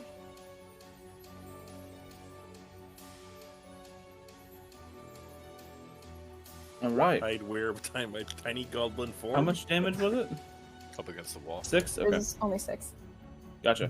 Only 6 on. Alrighty.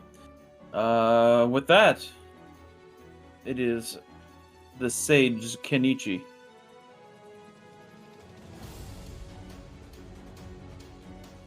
Can I see the goblins number 1 and 2 from where I am? Yes. Their backs are turned to you, in fact. So does that mean Across the. well, Where are you going? Where are you going? we were gonna try and go across the river, but Okay. Did they raise the bridge? they did not. No, Okay, that's what I thought. they can't because it's fixed. Yeah, okay, good. It's even better.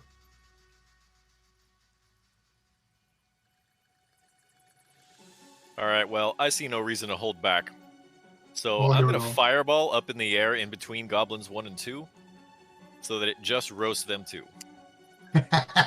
All right. Going Go big. ahead. So I need dex saving throws from me.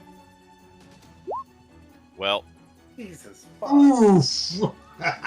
unless What's the? 16 damage is Yeah. I mean, if they still die from Well, then 16 even damage, if they made it, they die. So Here's they are Don't dead. delete that. If you delete it, it removes the initiative. It's fine. Oh no! It's fine. No, it's good. It's good. It's No. good. I got you. I got you. We know that they Mr. came Bad before me, Goblin. so They were at 19. I got you. Yep. so Sorry from about where that. I am, can I see goblins 3 and 4? Yes. Okay, then I'm gonna use a sorcery point to cast a quickened Eldritch Blast. I gotcha. Look at you go. Whoops. What is cantrip? Oh my god. Did you actually miss? That hits. Haha. Wait, you do 2 of them? I can. This is the first one. That So that's 8 damage to goblin 3. yeah, it kills that one. Don't remove it. Yeah, I'm not. Nope.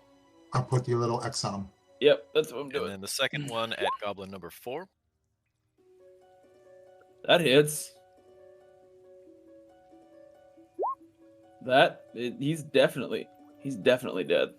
Your friend here, he isn't mostly dead. He's all dead. Now let's see. 5, 10, 15, 20, 25, 30 should put me about there. All right.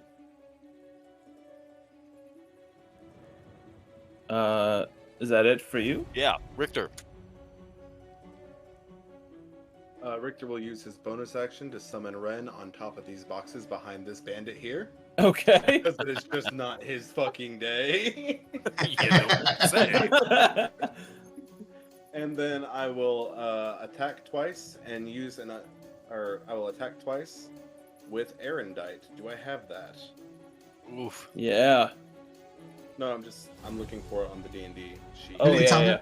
It's on there. It should be on there. It's on the Erendite. Okay. Actions. Oh, there's 2. Or no, there's just the 1. Okay. Wait. I have to... Erendite has a +0 to hit right now. So these 2 will have actually +7 to hit, not a... Gotcha. Whatever is rolled +7. And these are at advantage because I am flanking with my brother.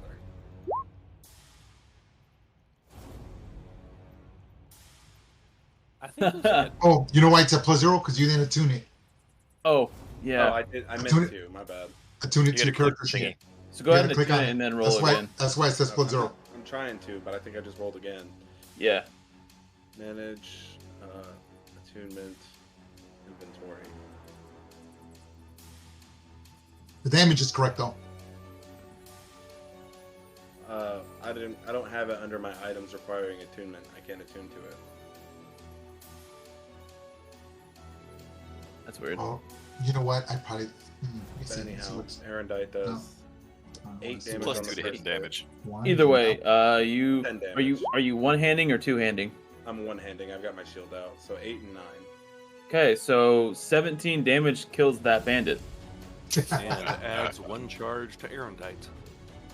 Erendite And goes adds up to 1 D10. charge to Erendite. Oof. Now And it's a then D10. I will use my movement. 5, or I'll use 30 feet of my movement to get here.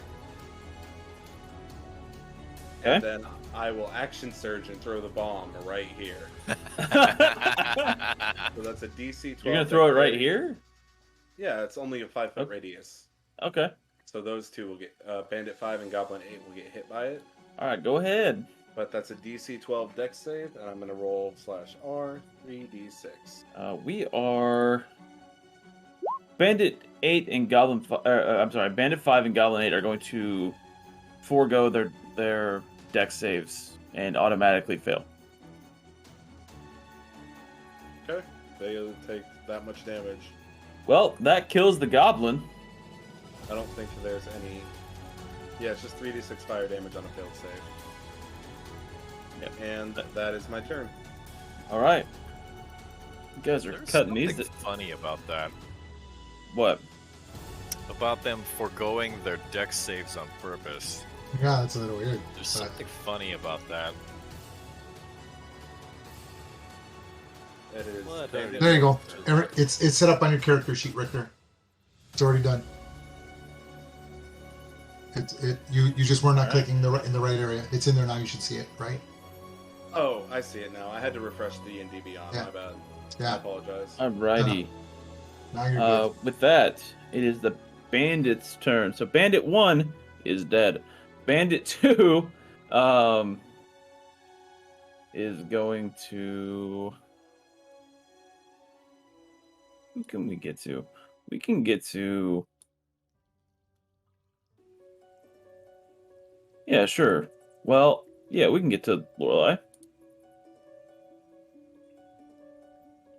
She used her bonus action to hide up against the wall, though. Oh, that's fair. Yeah. So And she right should be now, like- she'd be Russell there. looks like a goblin. Yep. We're gonna shoot at Richter. AC is 21. That's exactly hits. That, holy damn. That's 5 piercing damage as he whips out a light crossbow and shoots you, like, right in the thigh. Alrighty. Alright. And then, Bandit number 5 would also like to shoot you with a crossbow. Let's Because do you it. just tried to blow him the fuck up. They're better. Um, Yeah, they have way fucking better aim. That does not hit. Alright. It actually does hit, like it pierces through my tunic, but it like deflects off my skin. Because I have the molten iron or molten bronze skin. Is there a shortcut to open the character sheet for them Yes, from the Alt, token? Alt and double click. Hold in Alt and double click. Gotcha. Perfect. Thank you so much. Mm-hmm. Oops, I'm sorry. The first one, a 10 does not hit you either. I'm certain of it. It's not. All right. And a 7 doesn't hit you either. That means they are done, and we are moving on to Russell. Russell, what would you like to do? And I take an arrow to the Alright, look up from the ground with it where I've been laying as an unconscious goblin. See the carnage that's begun, and I'm booking it to the left. One, two, Then I took an arrow to the knee. and I'm gonna drop a shatter right about here, which I believe catches these 3. Nice. Yes. So that is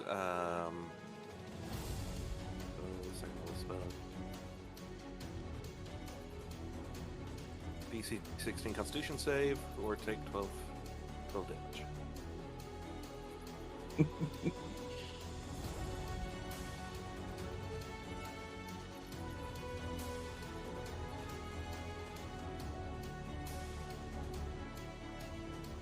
Yeah.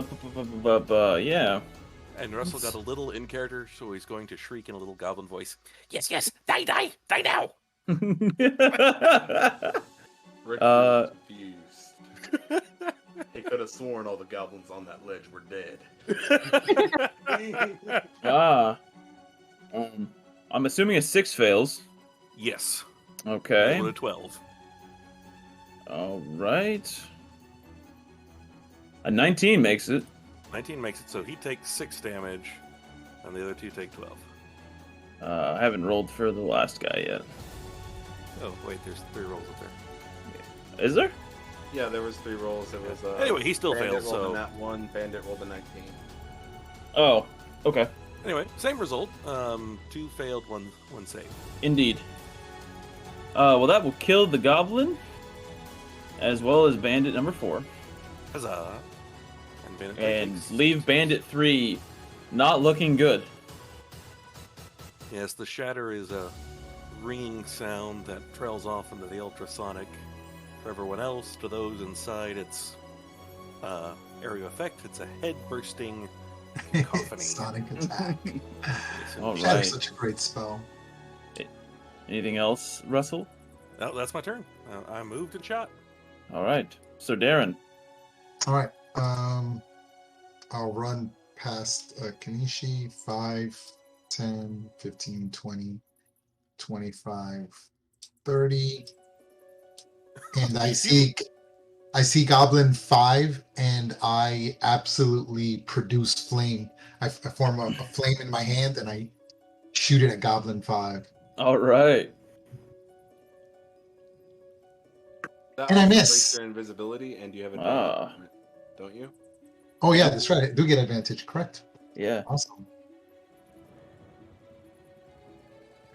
Unnatural 1. Damn. Oh my! Just one of those days. One of those days, man. Yep. And I believe that casting a spell drops your invisibility, right? Yeah. Yes, it does. Yeah. Okay. Yeah. All right. And yeah, that's good. I'll stay right where I'm at. I'm good. All right. Lorelai. Nope. It's the No. goblins. No, Goblin. no, goblins. Hold on. Let me push the goblin Yeah, ahead. click I got him. I got him. There you go. Settle down. All right. Well, You got one goblin. You got 2 goblins left. yeah. Your time to shine, goblin number 5. Get wrecked, Sir Darren. As goblin number 5 tries to. God, I hope he gets this. Oh my god! It Slashes wildly and hits absolutely nothing. just hits my shield. Yeah. I picture the goblin like running with his sword out, and like his helmet falls Just over his gets face, like he trashed. runs into Sir Darren's shins.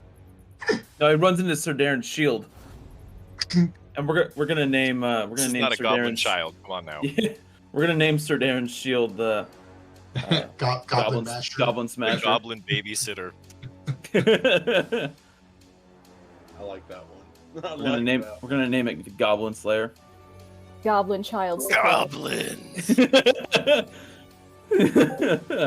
All right. And then Goblin number 6, who's been literally over here in this corner and has done nothing this whole fucking time. He's just watching his friends die. He would. Can he make? No, he can't. You know what? He's gonna get to here, and he's gonna try and shoot at Russell. Now, I don't know if he can do it because they can't shoot for shit. And an 11 does not hit you. God no. Arrow breaks before his armor. No, my goodness. And he's literally the only other goblin left alive. So, Lorelai, it's your turn. Film character Russell shouts at 6. Nyeh, you shoot like Noel. That's a good one. It's a good one. It's a good one.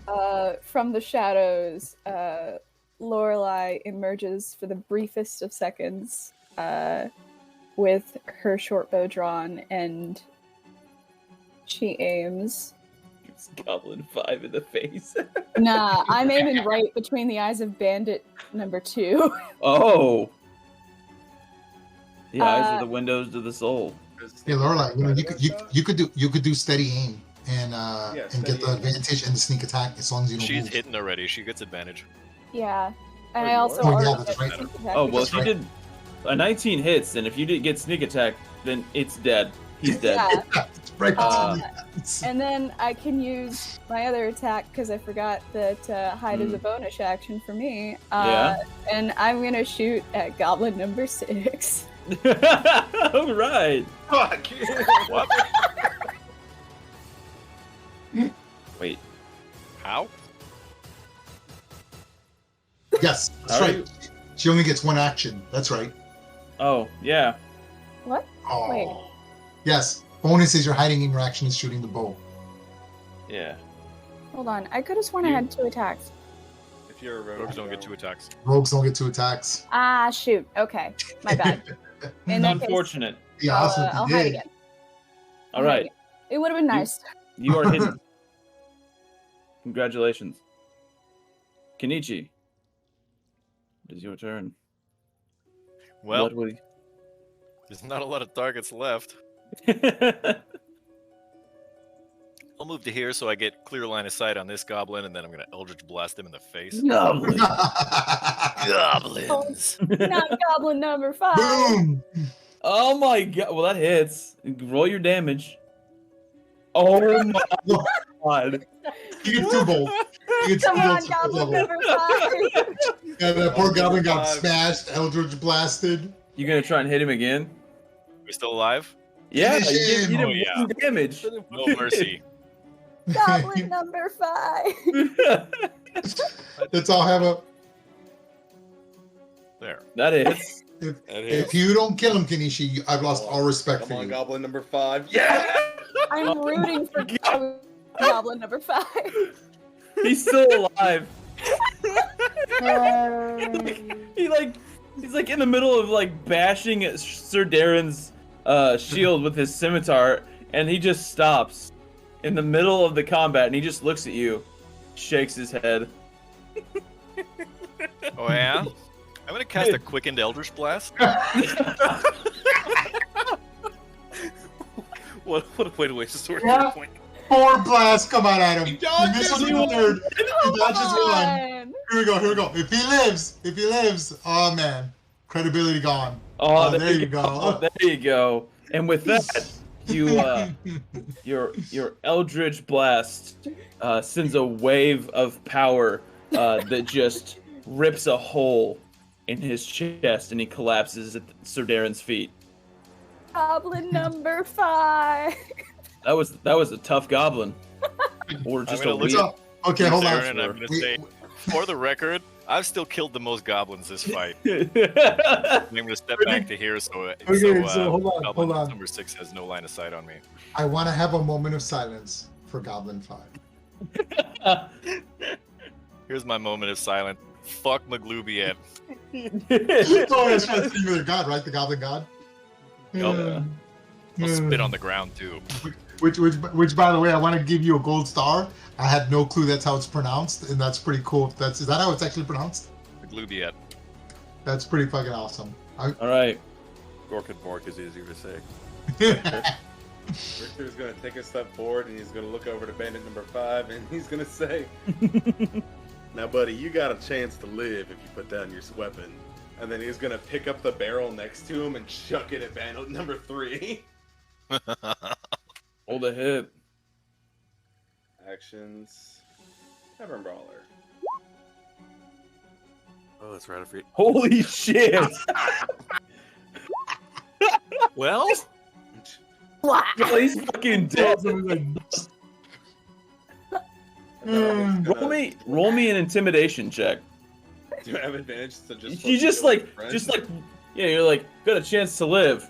If you put down your weapon, you just like, you want to hand this Donkey fucking Kongs barrel. Yeah, So advantage. I'll give you advantage on it. Oof. good thing too. He drops the sword and the crossbow and hits his knees. Good fucking choice. I'm going to go over here with Aaron Dite at the ready, but I'm keeping him. I've taken him prisoner, if that makes sense. Indeed. All right. And that's my turn. Well, now it's the bandit's turn, and they're all dead except for bandit number 5, and he surrendered. So, Russell. Move up. I'm going to shoot Goblin 6 with my Perfect. fancy new lightning launcher. Shouting, Cross out goblin "CC, number 5. here's how shoot. Yes. Yeah. 16 hit. I wonder. Oof, with a lightning launcher. Well, he's dead. Okay. Is that Like all an- of them? That's all the goblins. That's about everything. And all What the else do you bandits. That's the fight. Lorelai So- sees this little goblin man coming out from the corner. She It's like in aims. every cartoon you've ever seen when you use the lightning launcher, it just like electrocutes him, and you can see like his skeletal frame underneath his skin for just a second, and he just like stands there frozen, and then just collapses on the ground in like a steaming pile. That's how you daka daka. Lorelai We sees missed this little one. like feral goblinoid individual rush out, and she aims before she realizes, oh shoot, that's It's, nope, that's- nope. wrong one. All right, that is that's the combat. Congratulations, you've successfully cleared the fortress.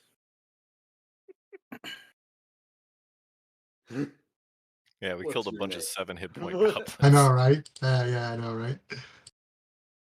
Well, I mean, I wasn't gonna give you a bunch of. Well, no, Alright, it's all time to good. interrogate our bandit friend. Yep. I'll go around and look for loot.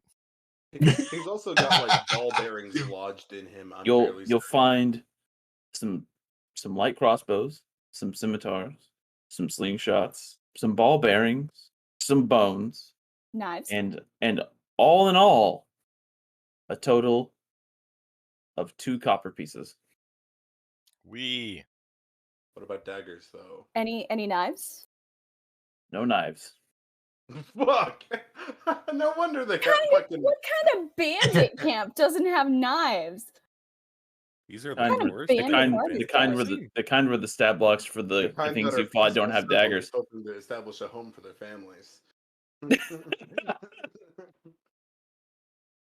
All right. So where are you going from here, team? What are you gonna do? Search. Come Find on. papers. Why they here? Yes. All right, buddy. Can somebody like tell me knock your him name. out and like set him back? Like make him normal again. And I mean- oh, Look, lass, I like wasted a that. spell slot on this. I'm having as much fun with it as I can, okay? All right, fair enough. Fair enough. I can't fault you for that. Yeah, you made me break character. Yeah, you ruined it, and I'll snap my fingers. And You know what? you ruined it. You ruined it. I Just- ruined just- it. Okay. Yeah, You just know, stop, it's just not stop. my fault that you just can't slip back into character. You weren't into it. You weren't feeling it, were you? I wasn't Huh. into- I was chattering Good like a call. bloody Good call. Oh Ah, yeah, you yeah, do- yeah. But as That's soon big as for ya. somebody has anything to say about it, you slip right out and you can't do it. You can't do it again. A one-show wonder. I'll have Huh? my vengeance for you. That I will. I'd like to see a try, Mister. I was in theater club. Hmm. Holy shit! Across our mental link, I start singing to Lorelai the most annoying song I can think of. In Oh. Goblin. Is it In Baby God, Shark? well, I don't. But I was thinking more. It's a small world. it's a small. I do that in the most annoying voice I can. It's a small world after all. Lorelai shuts off the telepathic link between herself and everybody else. Thank goodness. All right. Never again. Ricker looks around and counts up the dead humans and goes, All right, lucky number 5. How about you tell us your name first off?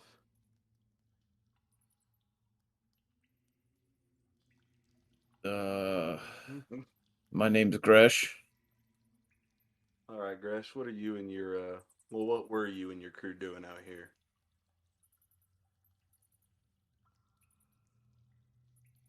Living in the Well, woods. well, you aren't doing a very good job of it now, were you? On whose orders? You don't exactly try and make a settlement in Willow's Wood for no reason. Well, but no, we came from Goblin Town. Somebody incite this man? I feel like we just murdered a family. No, I mean they're like there's like 3 floors above you. It's just like there's like a goblin bazaar, Oh, cool. and sometimes the goblins like venture down into the deeper. Richter does not know that. All right. It would It's be like- wise to settle in Willow's Wood, of all places. It's quiet here. We had to fight a dragon like 2 days ago. Yesterday. That was yesterday. It only feels like 2 days ago because there's so much bloody stuff down here that tries to kill ya. That's unfortunate. We haven't seen a dragon. Unfortunate. We were sent here by the Archdruid specifically to exterminate you. Aye. I'm sure she doesn't like people being here. Hada! Why are you still here? Because she hasn't messed with us yet. Until Buddy, now. that's her messing with you. Congratulations. This is her messing. She sent us to do it for her. That's Dude, unfortunate. I guess I can just go home. no. No. What? I feel bad. Don't weep for the stupid. You'll be crying all day. Okay. You I gotta learned say it a in the long accent if time you're gonna ago say not it. to shed It's tears gotta be in the over accent. oneself. No. I Come didn't on. know somebody would recognize the quote. Don't Come do on. it. Don't don't- weep for I the can't do the stupid, accent. Michael. You'll be crying all day. Damn it. So I'm your prisoner, and you're gonna make me a slave and take me everywhere with you. Oh, God. Hell, What? I'm not gonna kill you. Ew. I just killed. No. I assume your whole family. What? I kind of Y'all look are at really- I look at Lorelai and I say perhaps using your charms could get him to be much more friendlier. Why would I do that? Well, let's try just talking to him I as mean, is. I mean, in game terms, she could charm him, Could. and he Oh, would do be you have treated. He would. Yeah, she has the ability to That's a spell, right? charm person. Yeah, once a day Yeah. at fifth level, and it would and he would be like her best friend, and that's exactly what we need right now. Just in game, just player to player, but yeah, that's why I said it like that. Nothing else to use it on. All right. Yeah, sure. Just click on your thing, you'll see it right on the character sheet. Yep. There it is. I'll make a wisdom save. Oof. Wow, he made it. If he's got any brains, he's gonna pretend like it worked, though. Well, I really don't want to spend the second level spell to zone truth this guy. I mean, how much does he possibly know? What do we like? That's I'm not even trying to hide it from him. I'm like, how much does this guy possibly know? He goes, All right. Have y'all seen any drow down here? Oh yeah, of course. Well, just the one, but yeah, we've seen him a lot. Aye, one with some monsters following him around, doing what he says. Yeah, right. You That want to guy. elaborate? Where have you seen him? Well, he was here. In this camp. Right. What Was he in your camp? He tried to get us to join his army.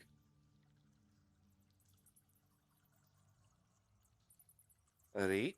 Did he Alright, tell buddy, you this where ain't the to kinda go or dude it anything like takes. that if you wanted to join? Yeah. Alright, buddy, this ain't the kind of dude who I reckon takes no for an answer. He offered to pay us, and he said that if we didn't want to, it was fine. He even left us gifts. He left us a cask of ale. Have y'all drank that? Well, obviously, it was gone the first night. Is At there least a you're way we can self-aware. test this dude to see if he's undergoing the change? I mean, how would you have any idea of how to do that? You have to strip him naked. I mean, I've seen Yeah, the other they've seen the people. curse working on me. Yeah. So I can get him Well, to do you're- it himself. there's- if Your we- curse is a little bit different. You're like infected, like in a way. Like But I know guess that you this could guy say. has the ability to change people into noose. correct. I mean, you And can. I mean, if you want to would strip ask- him naked and I would ask Sir Darren specifically if he knew of any way. Or even Russell. Possibly, I will ritual cast detect magic again. Is there any magical influence on this fellow?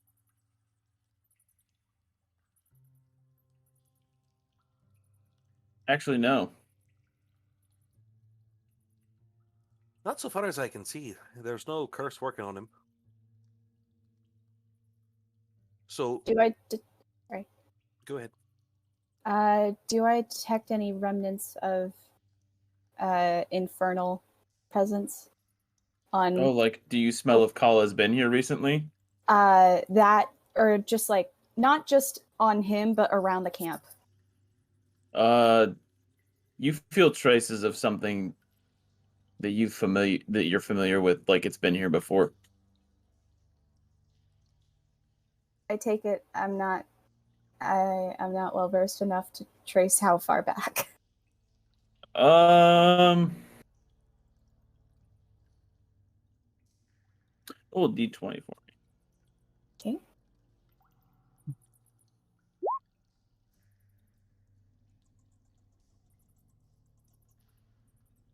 About 3 days ago. Okay. So Did you they got drink here it? quickly. Did you specifically drink it, or did anybody else, or did the others get to it first? We all drank it.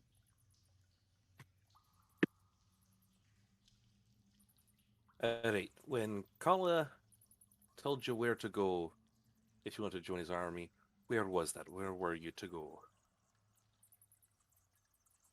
He said something about a fortress. Directions, anything like that. Well, yeah, he left us this, and he like reaches into his pocket. Careful, laddie. What do you think I've got a gun in here? What's a gun? Never mind. Exists, like gunpowder is a thing, I'm pretty sure. Is Uh, it he- blunderbuss? Yes, and that he- The only person who has actually seen a gun is just like, God damn it. What do you think? I got a firearm in here. What's a firearm? What is a firearm, and why is your arm on fire? He holds out this. It's like this clear crystal ball. It's about the size of a golf ball, maybe a little bit bigger. And if he hands it to you, Russell, and if you like hold it up and look at it in the light, there's like gray wisps flowing through it. Alright. Yeah, he What just said is this? he's like, well, I don't know how it works because I'm not a wizard or whatever. No, really. Yeah, I don't, you know what I mean? I don't know, whatever, I don't know how magic works, but he said that if we said its command word and then crushed it under our heel, it would transport us there. Alright, what is the command was word? The command word.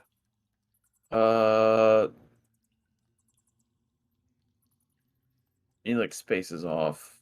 Lorelai aims her Buddy, I her bow at recommend him. you get to thinking real quick. God damn it. He's got to make a history fucking check.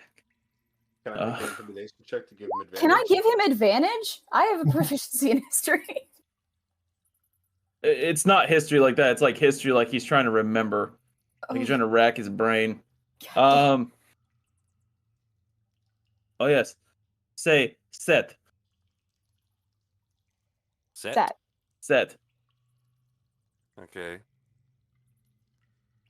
I Does it say, only work on one individual, or will it be a group? So what this works is all individuals must be in a circle, holding hands, and the person that says the command word has to crush it under the heel and be holding hands with everyone in the circle. I feel so bad for Lorelai. She'll never be able to do this. I go, it's also under the assumption that this is what he speaks. Why would this lonely bandit have this? Why would this could possibly, he could be leading us astray to a pit, to a lava pit, to a death camp, for all we know. Richter will fuck around and make an insight check, I suppose, if no one else will. Lorelai will help. I don't Wait, have hold up. proficiency in insight. You? I don't think you can help with that. I have proficiency in insight. Russell sucks at insight, so someone else. Do you want me to roll an insight check? I want someone to. Someone who's needs got. I'll go. Not great. 16's not bad. Not terrible. He's, from what you can decipher, he's telling the truth.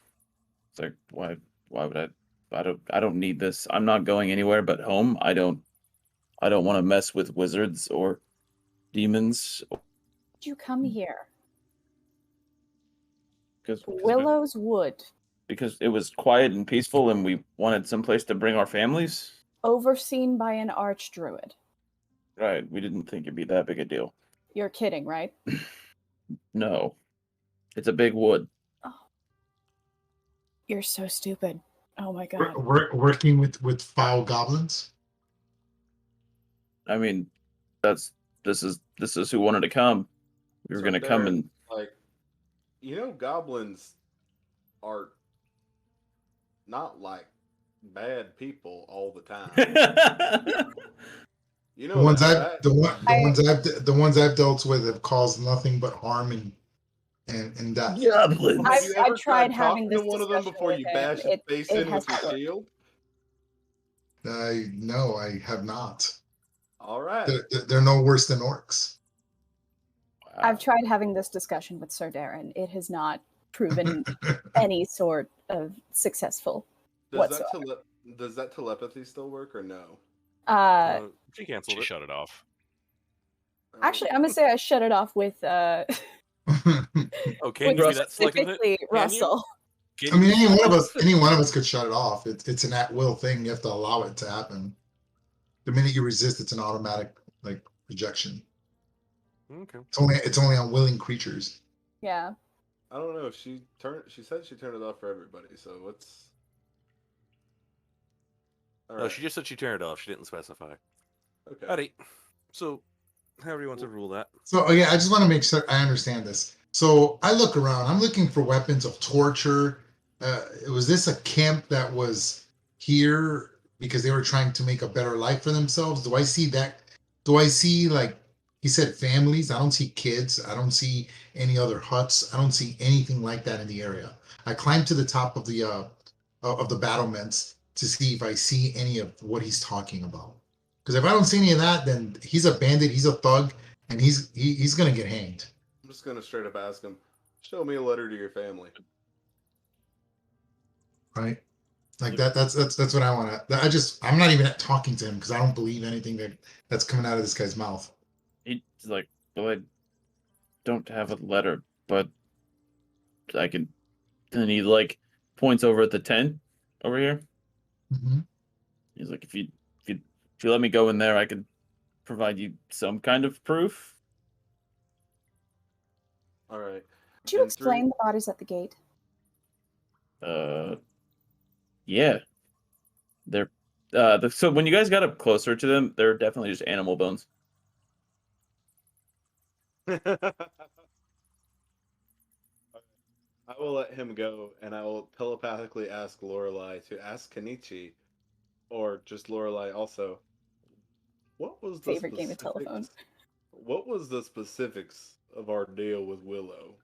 Was it to drive them out, or was it to kill? Was to eradicate them. Eradicate them. God damn, I've got to kill this man. I mean, you don't have to. What did I say? You could just let him go home. That's a I'm not choice getting you have any to more make. bad side. Here's the thing. Do you want me to do it? I accepted the job. Richter, I can make it quick. We'll know. I think we could make the argument to Miss Willow that sending someone back to carry word that no one else should come is in her interests. And he should be branded. Well, I don't know that I'll go that far, but To be fair, the word eradicate means to put an end to, and this troop is done. Whether or not we kill this bandit, they are over. Yeah, agreed. Oh, that's a relief. I go if we let him leave, it's as an example to others not to come here and to not bring bad will to this floor, to this level. I go, I insist he be branded violently and harshly. I can shoot him in the hand. I can also take out an eye if we want. I'm good at that one. He's just over here rustling through the tent. So he comes. He's in the tent rustling around, and then he comes back out, and he brings out a picture of himself, a woman, and 4 children. How old are the children? They're all younger than 5. Fuck. All right, buddy. So I think we've reached a consensus that we're not going to kill you. But I'm sorry, that's not very good news. All right. It's going to be your job to tell people not to come here anymore. And our buddy over here, Sir Darren, has some very explicit ideas to make sure that lesson sticks. At this point, I do produce flame on some nearby on some nearby logs, and I stake my long sword, the hilt of my long sword, in the heat. Hold a moment, Sir Darren. There are no stolen goods around here. There are only the bones of animals that they hunted for their own use. I see no evidence that this man is a bandit. At most, we can call him a poacher. I would also like to mention that this man with a family is likely the breadwinner of said family. Regardless of his stupidity, if we were to debilitate him in any way, that would affect not only his life, that would affect the lives of these children and his wife. Wow, I like the new Lorelai. This isn't new. This is just I think I've made it abundantly clear. I hate people who are authoritative. That's my thing. I thought I made that very clear. So here's what I do. I go enough. There'll be no debate of this. I grab the bandit. I kind of shove him to the ground, and I'm gonna spend. You say there will be no debate of this. Richter will step in between you. I'm not gonna hurt him. I shove him to the ground. When Richter gets in the way, I look at Richter and I see that. And I say, call out that somebody's coming across the bridge. I stop and I say, I'm going to simply cast the zone of truth, and he will willingly answer these questions. If he's right and honest, then we will know the truth. And if he has committed a crime which is worthy of branding or death, then we'll take it from there. Agreed that this is. He goes, who am I? I go, I'm a follower of Helm and a companion of the true ship. So about the time that you pull your sword from the fire, and this whole debate on whether or not you should brand this guy or not starts up, and you're talking about his family. So Darren, you hear a voice, and you hear, "Come now, Sir Darren. Oh, how would you feel if someone was branding you? What kind of a blemish would that put on your family's reputation?" And that's when I show him the scar on my eye.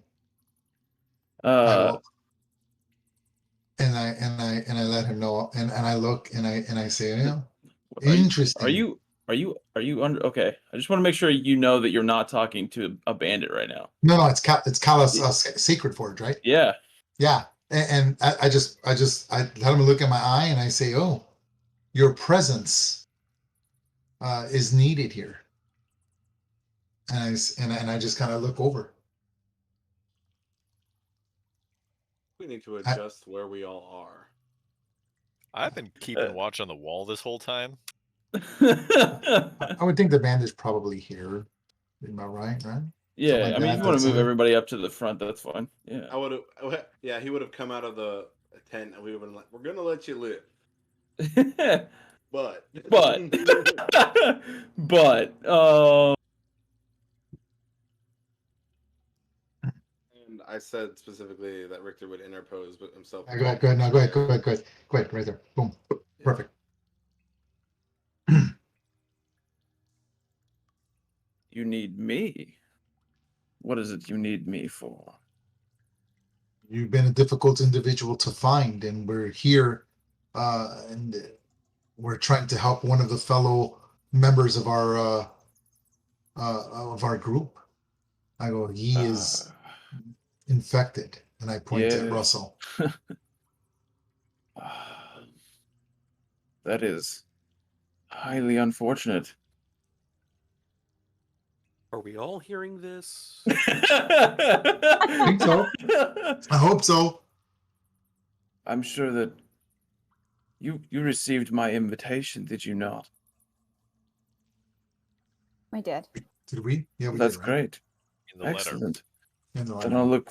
I'll look forward to seeing you. Why are you here then? Well, I'd be remiss if I didn't check in on my favorite group of individuals from time to time. Are you here to kill this man? To kill that peasant. No, I'm not Sir Darren. I don't intend to take this man away from his family.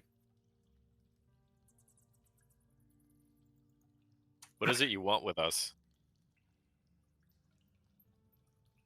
I find you might say that I have a soft spot for parties such as yourself. See, I too was once an adventurer on a noble quest. And Here then in you the- took an arrow to the knee. Aye, we all know how this story pretty bloody well ends. Remove that fucking curse or I'll shove it down your throat, you poxy blighter.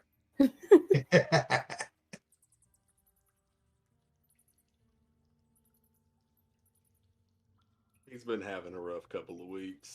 Yes. Yeah, don't fucking say. That being said, That's if you a- want us to come visit you in a timely fashion, you'll guarantee our arrival by removing Russell's curse. Thank you. I think that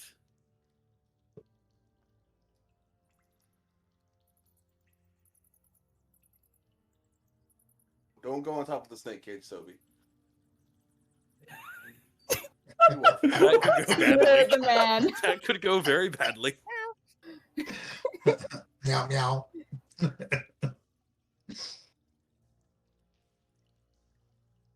Just chill there, buddy.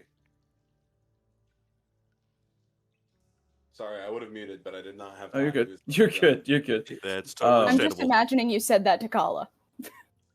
Don't go on top of the snake cage, buddy. Um,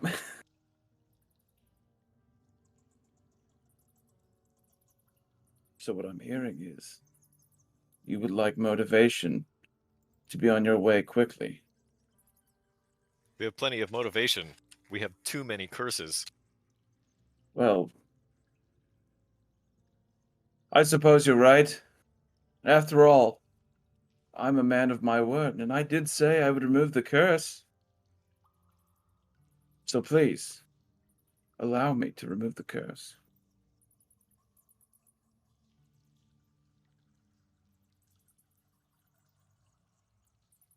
Remember when I said you weren't going to like me earlier? Aye. Victor's got his hand on Aaron Dite. You're really, really not He's gonna gonna like be me standing right right now. next to Russell, whatever happens. Okay. Russell's I take it. arms get I, torn after off, all, tentacles grow. after all, am a man of my word.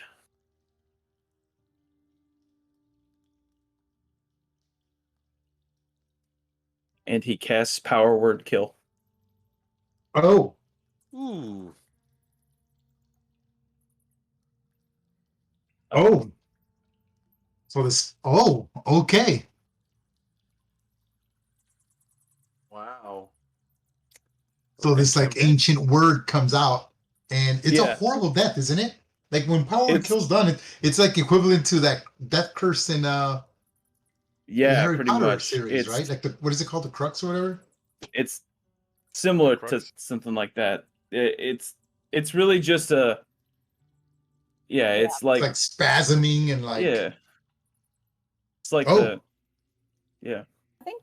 that one's the Drastic. torturing curse. Is the spasming I think one? he's Oh, is I it? think he's referring Is to the dead one. the I don't know about Harry Potter.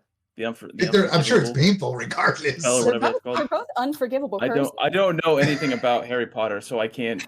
I confirm know or very deny little, that. but so wait, how many Right. unforgivable curses are there? Like There two are or three? Three. There is. First, I don't remember the titles of them, but Andy. one. Okay. Yep. Moving on.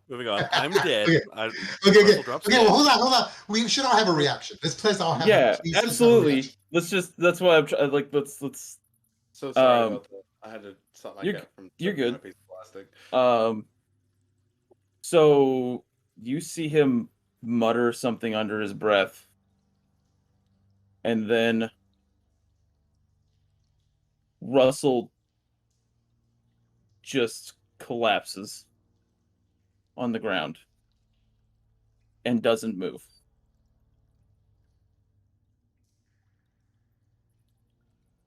Anyone want to go As soon as first? that happens, Lorelai's gonna lunge at Kala,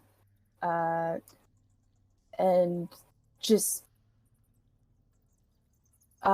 Was he like? Hold on. Oh, it's He's just physically verbal. there. I never saw his token. Okay. Holy shit. It's just verbal. Oh god. And it's instantaneous as well. She's gonna like try and push him back by the shoulders. Just like she doesn't know exactly what he's done quite yet, but she's just like, okay, he's done something. Gotta do something to make him stop doing things. Right, it's that scene in the movie where you're trying to beat the shit out of the villain for killing someone. She's not actually like physically injuring him. She's just trying to Right. like get him to stop focusing on Russell.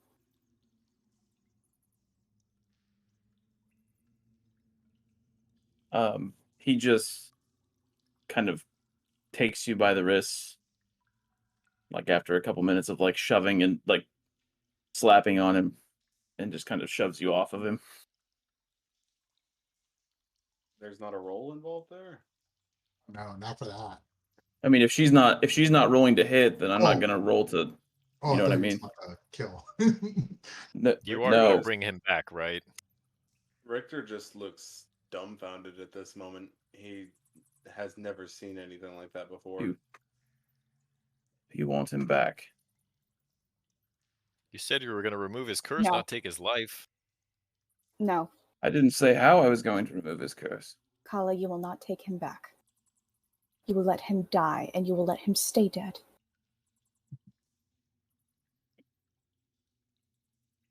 I'm confused here. Do you think you have the power to make that decision? If you want your friend back, then I suggest you stop fucking around and make your way through the dungeon. in haste, when I put my hilt of the sword in the fire, I instinctively grab the hilt without even thinking, letting it burn my hand. Oh, As it singes across my hand, I don't even scream in pain, as it's just an unbearable. And I look at him, and then I look back at Russell, and I just start to slowly make my way forward towards him. This will not be acceptable. And I continue forward with my hand burning and my flesh falling off to the hilt of the sword. I suggest, unless you wish for Sir Darren to have the same fate, you leash your dog. Richter's kind of gone shell-shocked at this moment. He's just looking down at Russell's body like, hey man, get up. Yeah. Russell. What are you doing? Stop. Come Wake on. up. Oop. Get up. Quit napping. Bro. What if I never- could, Bad lad? time. He What has if I never could? seen someone be able to go die, and someone just literally fucking died. He was a fucking caravan guard. He's seen He's something. killed many people here. We've on all this heard day, stories of but such with things. Russell, it's just like He doesn't understand how it happened. Like, don't get me wrong, he has experiences with mages, but there's always been some sort of visual effect. There's always been something clear that signaled something magical and arcane bullshit was happening. No, that's perfectly legitimate So- reaction. Yeah. He's gonna like try and pull Russell to his feet. He's not understanding that this dude is literally just dead. He's seen the sleep spell before. That's probably what he assumed it was. Oh. I'm gonna Yeah. call down to Kala from the wall. I'm gonna say we weren't fucking around. We're only here because we asked the Archdruid Willow for passage through her woods so we could get down into the dungeon and go to the place that you told us to meet you in your letter.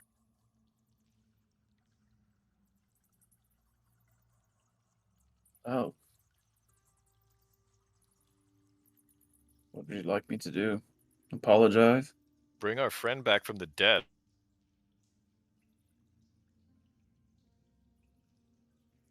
I'm sure that something can be arranged. Whenever In time. Richter picks up Russell and then he's just going limp and he falls back down, Richter will turn to call a Sacred Forge. That's all for right now. The last This would thing be he says. super awkward if I still looked like a goblin. Not anymore. You go to Finally. your original form. The last thing he says is to Lorelei. And he says, "Ah, yes. I have special plans for you. But I don't want to ruin the surprise. I'll see you all very soon." And with that, he vanishes.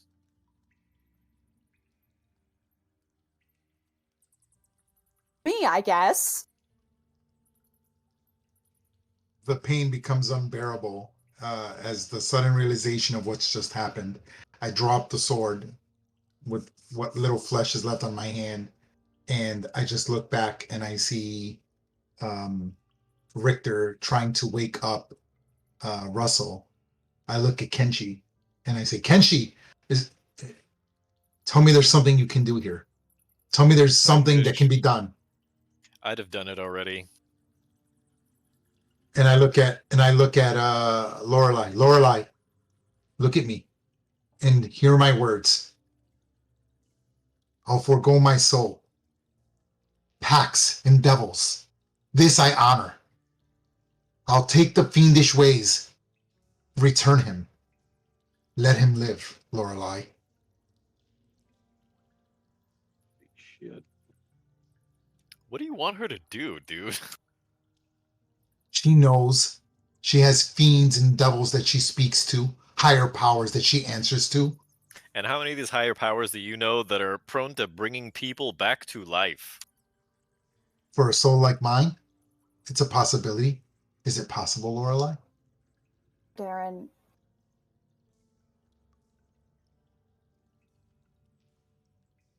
Come on, man. This fort needs a door. God damn it! you I was go already there. like a little. Drawbridge now.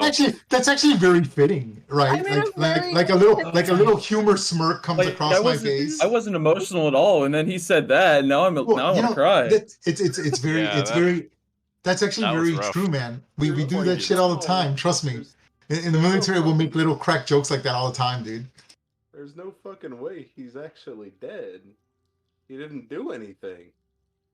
Nothing happened. Richter, check his breathing.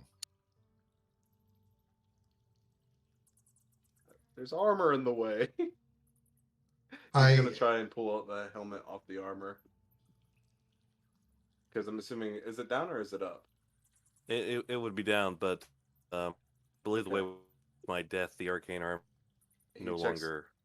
Functions. Yeah. Like the runes, like the lights turn off and shit. Like Optimus Prime, you So- son of a bitch.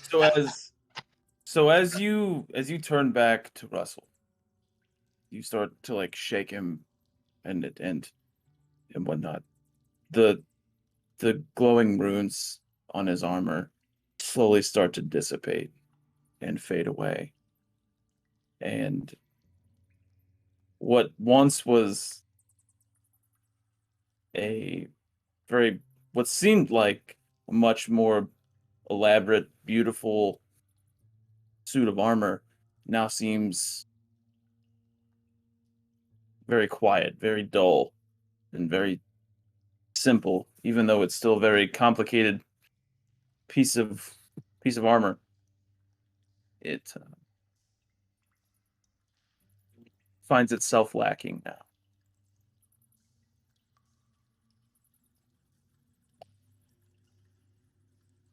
What is Gresh doing? Fresh is still on his knees, pissing himself because he's terrified.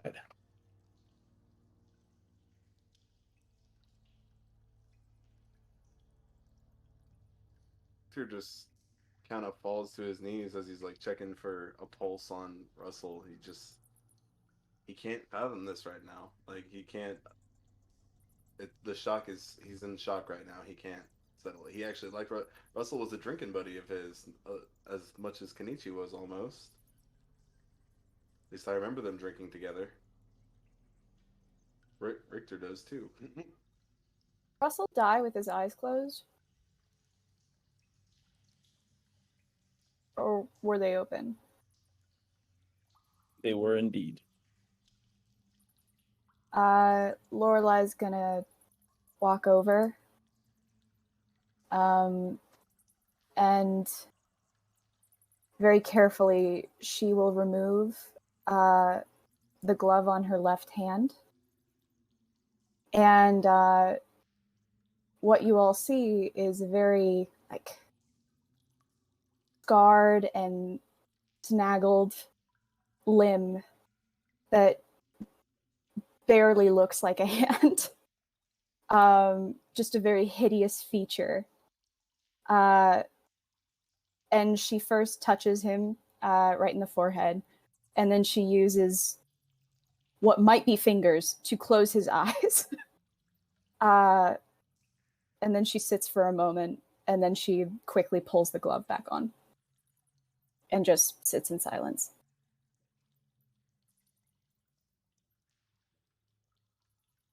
So is Kala still standing there? No, No, I'm he's not. sorry. I should have removed that token. I apologize. Then I think I want to throw my head back and scream out towards the sky, Willow!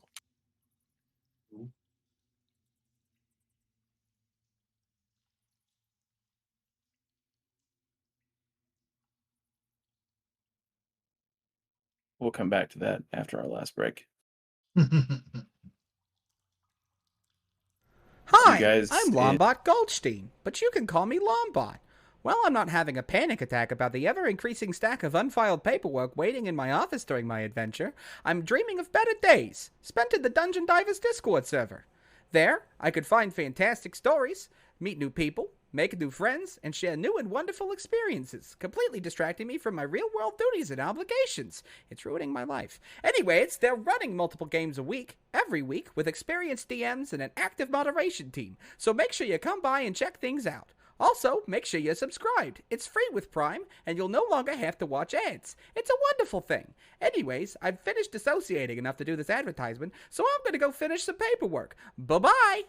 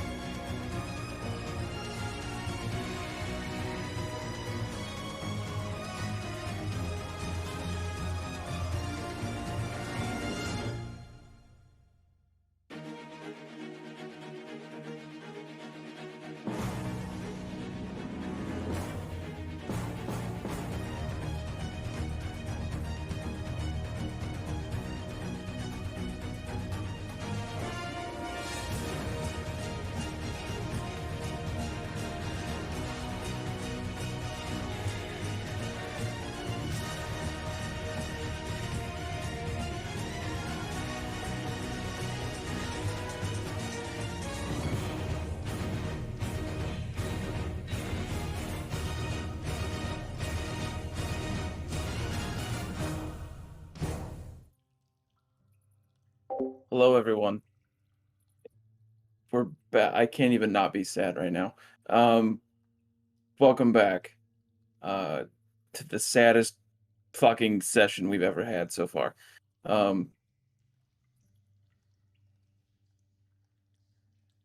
When we left, we had just seen one called the Sacred Forge seemingly utter the death word and kill our beloved Russell.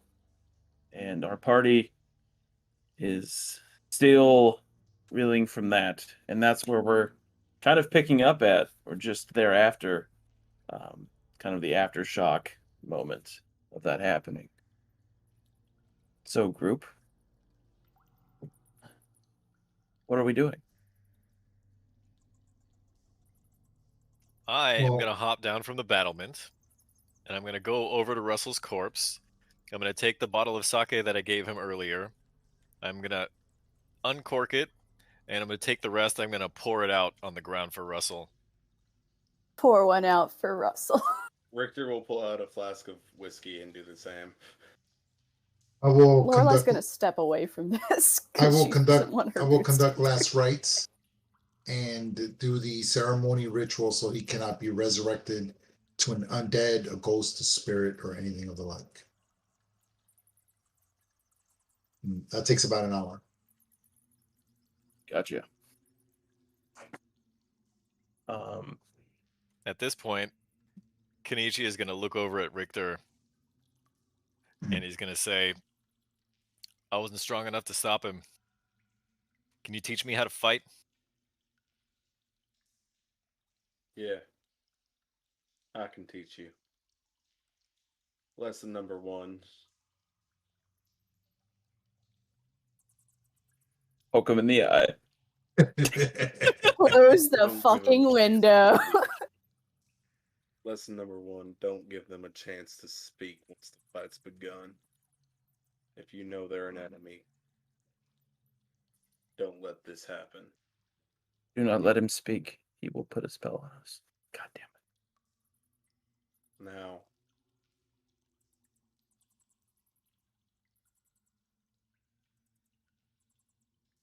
he is while this hour is going on of the preparation, are we letting Gresh live, or are we killing him? Because I really don't want to get on the bad side of Willow, and there's a story thing that could happen here, but also I don't want to go against the party.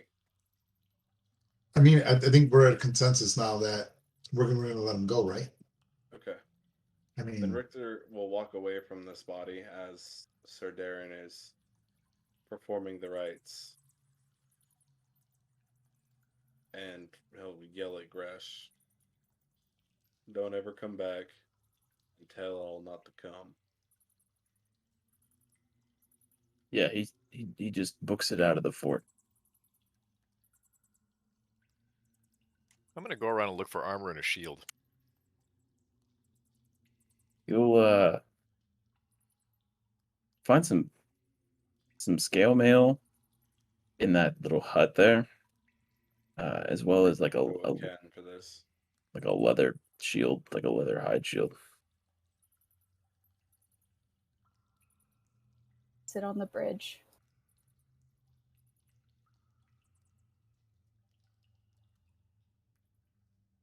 Oh, I have a mithril chain shirt.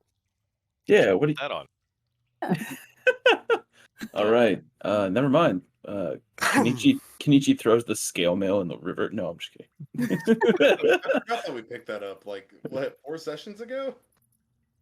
It's That been was a during the while. one shot, technically. Oh yeah, it was. Oh man, more of those wonderful one-shot items. wasn't It's mine. cool Was that you it? do Was that, it mine? Kyle. Yep. I don't know. I was in a one shot. That was technically 2 adventures. It was a True. one-shot, 2-part one-shot. Richter will be making sure that Ken is putting it on properly. Oh, As that's far as I know, adorable. it's just putting it on, as far as I know. But he's gonna make sure that he has enough padding so he doesn't get pinched. Ah, Not Wait, no, sure. Mithril specifically can be worn under clothing. Showing some brotherly love to your comrade there. Sure enough. All right.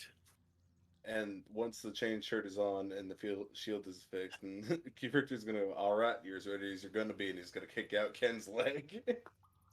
He's gonna try. He will try. That's true. Yes! This is just a friendly thing. This is not PvP. Try it. Do it.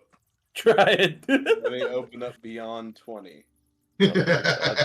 This episode is brought to you by D&D Beyond, but Beyond 20 link. Well, I forgot Not a sponsor. Not a sponsor. After the thing we had to do over the break, But you know what, D&D Beyond? It'd be a lot cooler if it was. Yeah. We would love it if you'd sponsor us.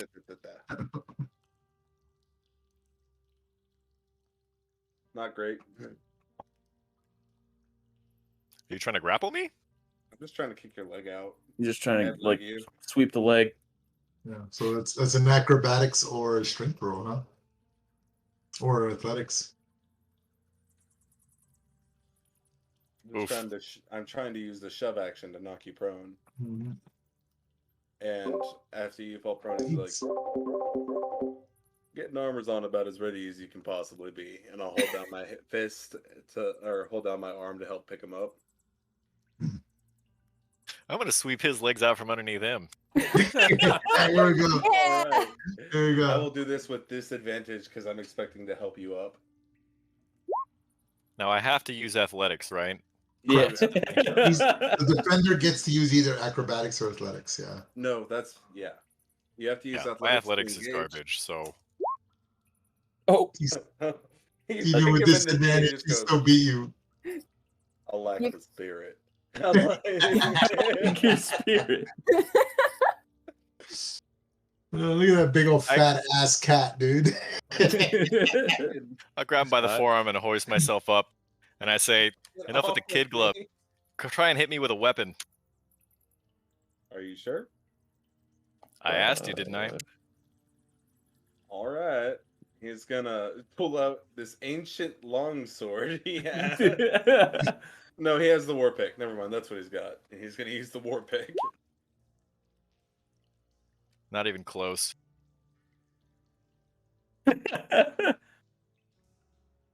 So he just misses. Yeah.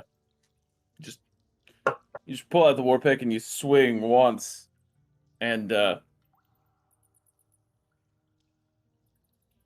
Kenichi, how does it not hit you? Can I just like barely lean a little bit so it just misses me? Yeah, that's even better. Like from the Matrix, where he just moves. So the first attack just barely misses you, but he's like, Yeah. he says, I'm assuming we're doing this like combat. Is that right? Can Yeah. I do all this? Okay. Sparring session. All right. He'll say, that's good. And then he's going to spin on his heel and try to bring his heel across the back of or across your chin with a Tavern Brawler. Oof. And you Also- I'll just lean the other way. And then for my bonus action, I'm going to do another shove attack to knock you prone. God damn it. This is the weirdest funeral.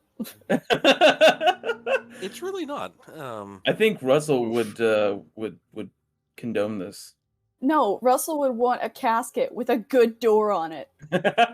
Still sad about it. Richter is literally just trying to get his mind off the fact that his buddy just died for absolutely no reason. So he does the follow through spinning kick and he misses it. I don't know how. How do you dodge it?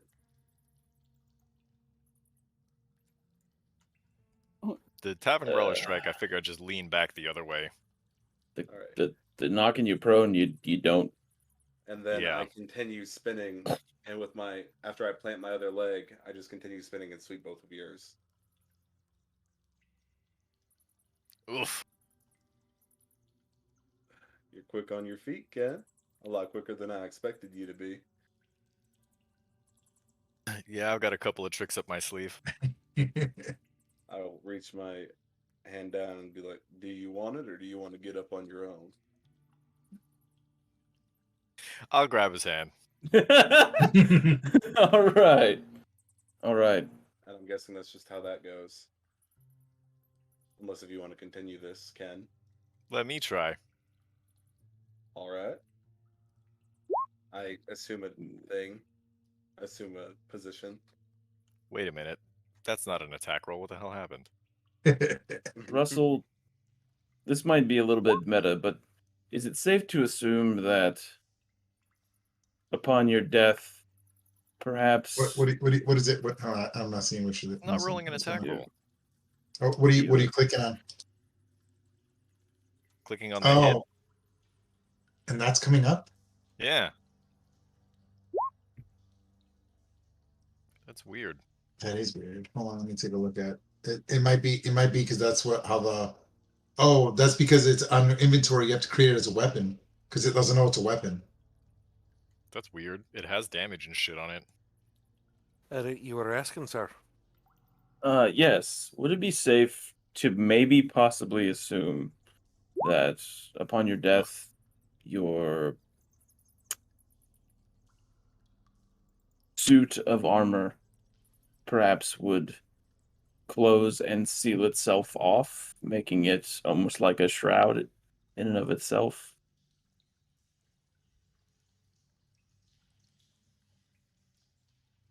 That could be one interpretation of the rules. It's basically it can't be removed without my permission, and since I'm no longer alive to give permission, entirely possible.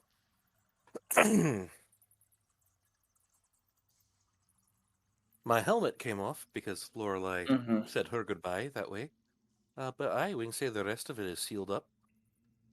I just think it'd be cool if like everything else like seals itself off, and then like the final send off was like putting your helmet on, and then just closing and sealing the visor. All right, sounds fine by me. Instead of like trying to build you a casket. What better casket than the one you're already in? I I'm gonna assume an armor class 7 misses. Are you guys still doing this? They are. Yeah. Okay. Well, Oh, is that what it was? Yeah. all right. Your I'll make a man out of you training moment is over. All right. You swing at him, and like you, I'm assuming that you just misjudged the length of your staff. If this is okay with you, Ken, and you just fully miss, Yeah, I'm not used to using it offensively in that regard. he's just gonna look at you and say, "We'll work on it." All right.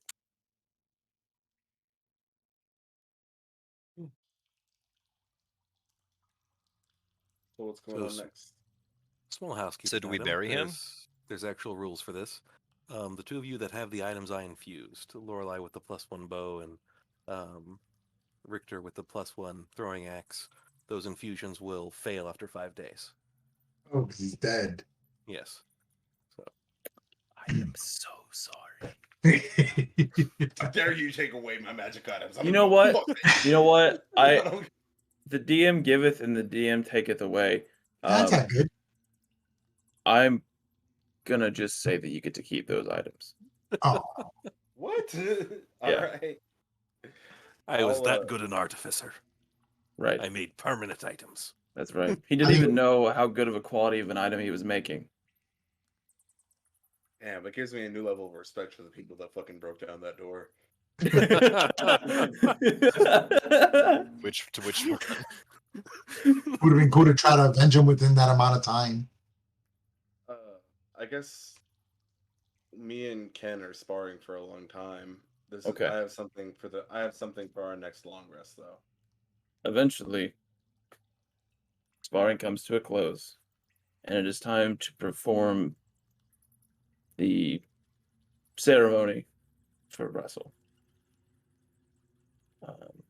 Would any of the now 4 remaining party members wish to say anything? Damn theater kid. Ceremony. Damn theater kid. I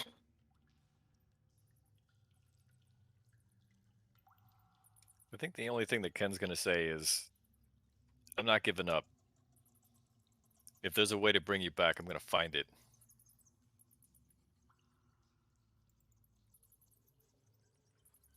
Cool. Richter will say, Russell, I'm not going to tell you that I pretend to understand how this happened, but I am going to take that man, take my fist, and use it to rip his fucking throat out, and my brother's gonna laugh at him. On the other side, he's not gonna know peace for what he did this day.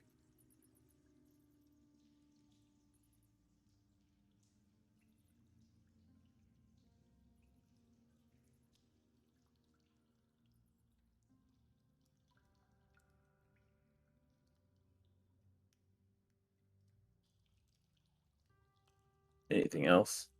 Sir Darren, it's your turn. If you say anything. I'm just I have nothing to say. What I do is I'm kind of doing the whole ritual, right? The whole year, the whole hour.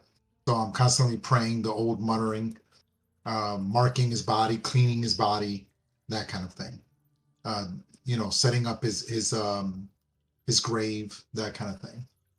So I'm too entranced because the ritual spell takes an hour. So by the time it's Cast. time for the ceremony, it's just there are no words. Yeah, he's not for me. Lorelai is gonna take a stance a little further behind the others, just out of earshot, and she'll be muttering to herself, I hope you find peace.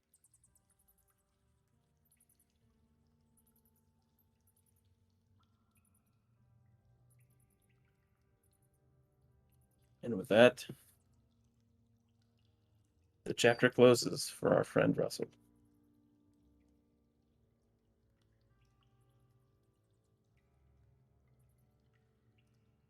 So,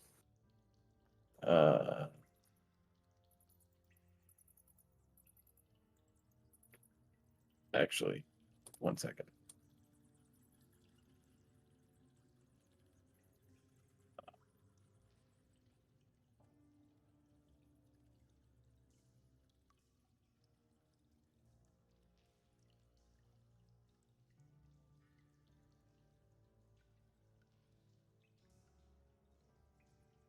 I just kind of, since Lorelai was the one that removed his helmet, I kind of just see you, after everybody's kind of like starting to like pack up and do their things, just kind of go over and put his helmet back on, close the visor, and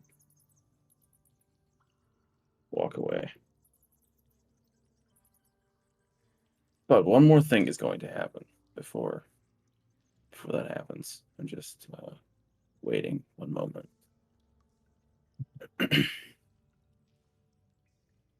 Partially because I'm a little choked up, but also partially because I'm waiting on Brian.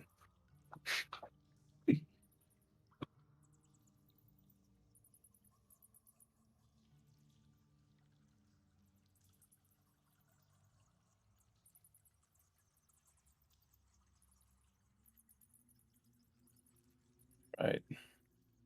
You got what you need? Or do you anything else you want me to do? Yep, that's good. Good for me.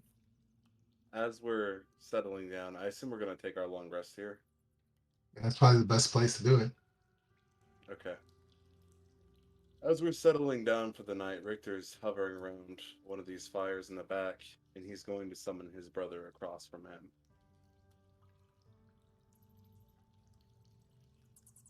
And he's going to be silent for a while.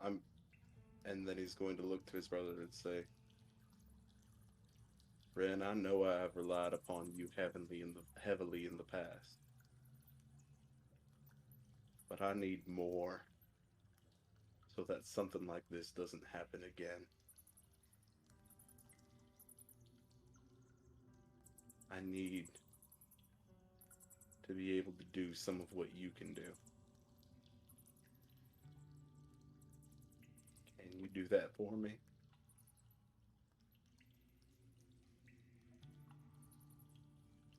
To which Ren replies,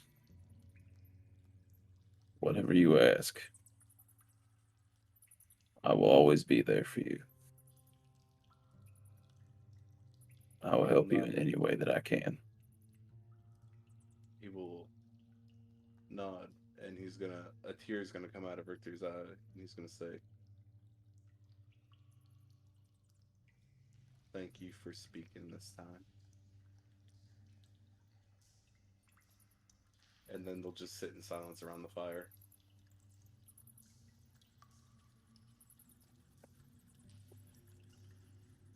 As you sit in silence, just for a brief moment, Rin's hand finds its way onto your shoulder. And then it kind of wisps away.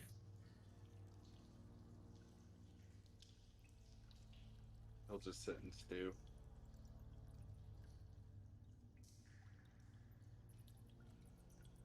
All right. Hey, fuck you, whoever said he'll kill Gorge. That's fucking excellent. I need some help, Ren. Can you do it for me? I really could use it. Oh my god, I can't wait to Eldritch Blast the Mickey.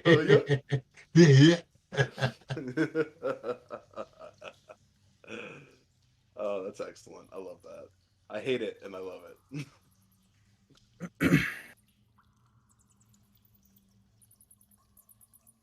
Good job, Milkman. So the party has the ability to take a long rest without worrying about any kind of threat or repercussion. Once again, night falls and the sun rises, and you awake.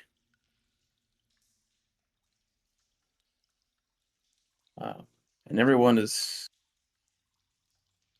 a little quiet, but determined, I think. And I guess the most important question is, what do you do from here? Well, I guess we don't have to worry too much about the time crunch. Yeah. Fuck you, Lorelai. God damn it, why is that so fucking funny? Oh, my friend It's is true.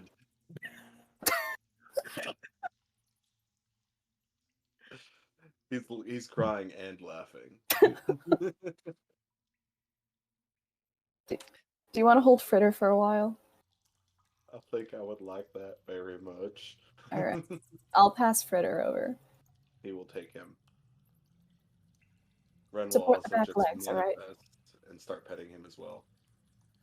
And then disperse. What did you say? I did not hear you. Support the back legs, both sets, all right? Got it. Got him in a crook.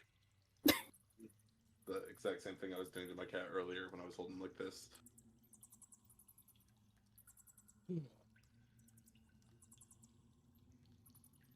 What's the plan for today, team?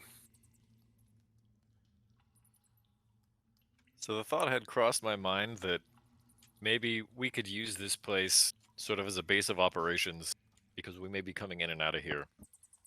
I agree. I think I was going to suggest the same thing. I think it's a good idea. We'd have And to the run thought had by also Willow. crossed my mind that I think the first thing that Russell would have wanted to do was to try to convert this into a drawbridge.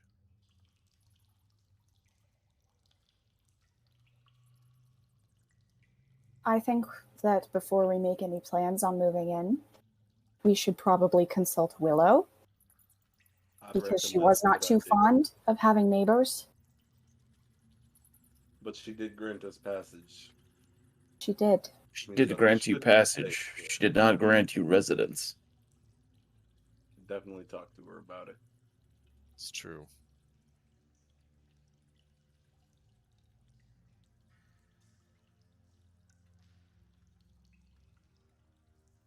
So are we gonna move the body, or are we just going to let it rot in the middle of the courtyard, or There's a grave there.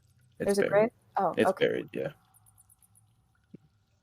I put them in like linen wraps as a follower of Homewood. Richter is over here picking up big rocks and making a little rock standing marker. Lorelai secretly scribbles down a tiny little pentagram and slips it into the grave. It's fucked up. It's just well wishes. In true Lorelai fashion. I will remind the party that you are also in the possession of what could be considered a teleportation orb.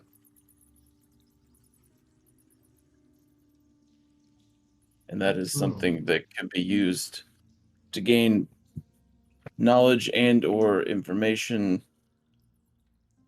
maybe even an upper hand against your adversary. Well, we don't have a Russell to identify it anymore. True. But we did take a long rest with it, right? So whoever's holding it should probably know exactly what it does. It's true.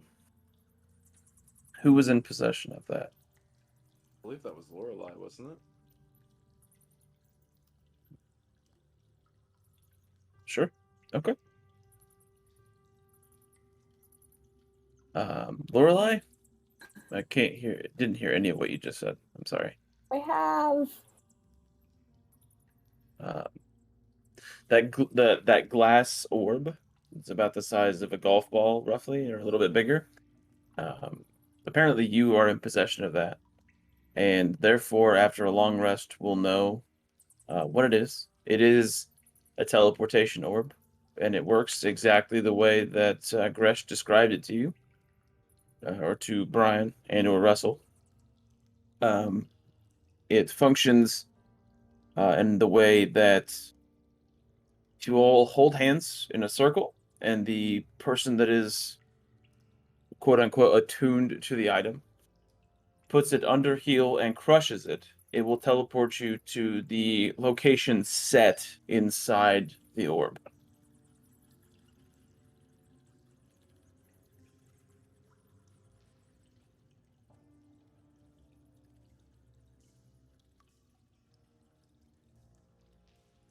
Pocket it. You're gonna pocket it? Yeah, until further notice. Okay.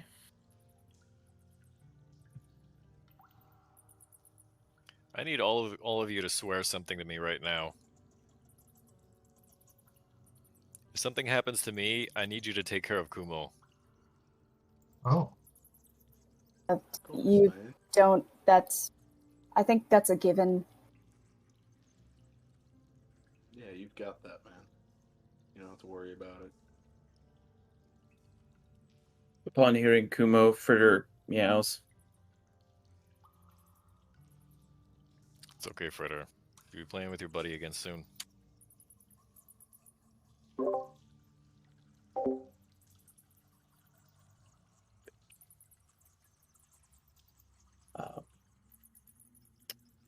So what do you guys want to do? Do you want to go deeper into the dungeon? Do you want to go explore an abandoned fortress? I think the first thing we got to do is meet up with Willow. Yeah. Yeah. Number one. Because that's we did what she wanted. I think we should rendezvous with Willow, and then we should complete the task that we came here to do, which is find the abandoned fortress. I don't know. We're not under that time constraint anymore. It might be a good idea to go back, reevaluate. But he did make a threat that if we go back, he's going to assume we're wasting time. And there is also the fact that though we are not constrained by the curse anymore, we are still constrained by the fact that he wants us to meet up with him this coming week, and we need to know what we're getting ourselves into. Upon the discussion of meeting with Willow, you're not going to find that difficult, for she and her displacer beast appear on the bridge in front of the fortress.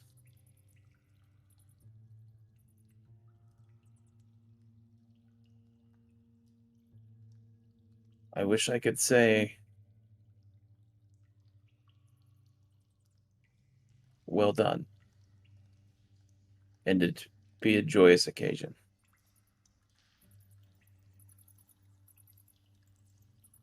But understandably, it is not a joyous occasion.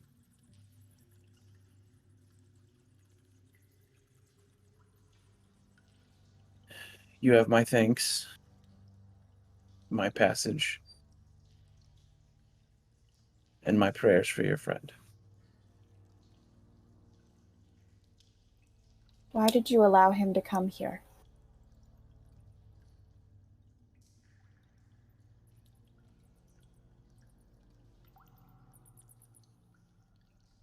He is able to come and go as he pleases from anywhere. His power is beyond mine.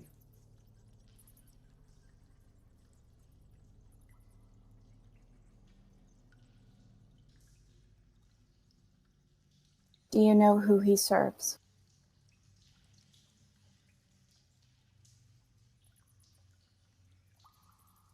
All I know of him is that the last time he came through here, he was nothing but a young man.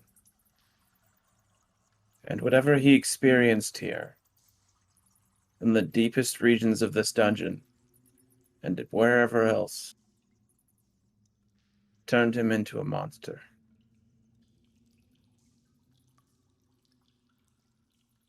And I don't mean physically.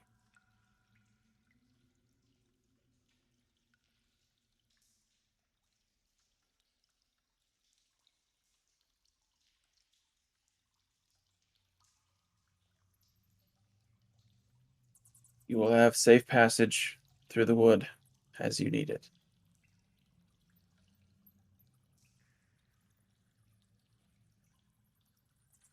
Your friend will find rest and peace here. We would like to ask something of you.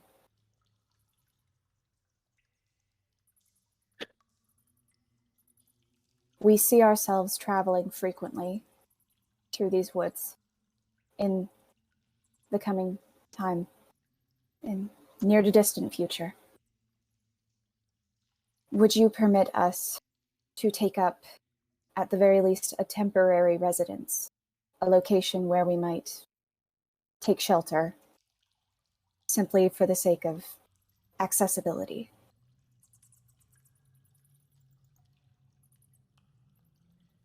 I will allow you to camp by the river near where we first met. As for this place, it will be deconstructed. No man nor beast will touch the land on which your friend is buried.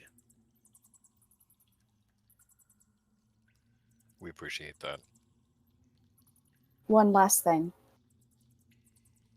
Can you put like a doorway here? Just a nice, solid doorway. The good door that will not come off its hinges. So, what she does is asks Sir Darren to step away from the grave. Gladly do so. Turn him into a door. In the doorway. And she steps over to the grave and puts her hand over it.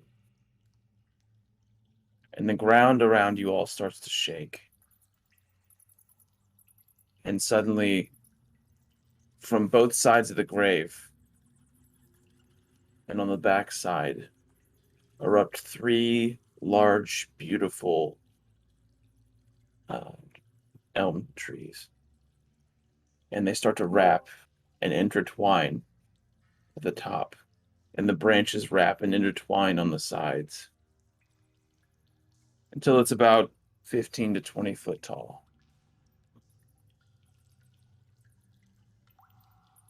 And then in the front, a smaller tree made of beautiful oak tree rises up and forms itself in the shape of a beautiful doorway.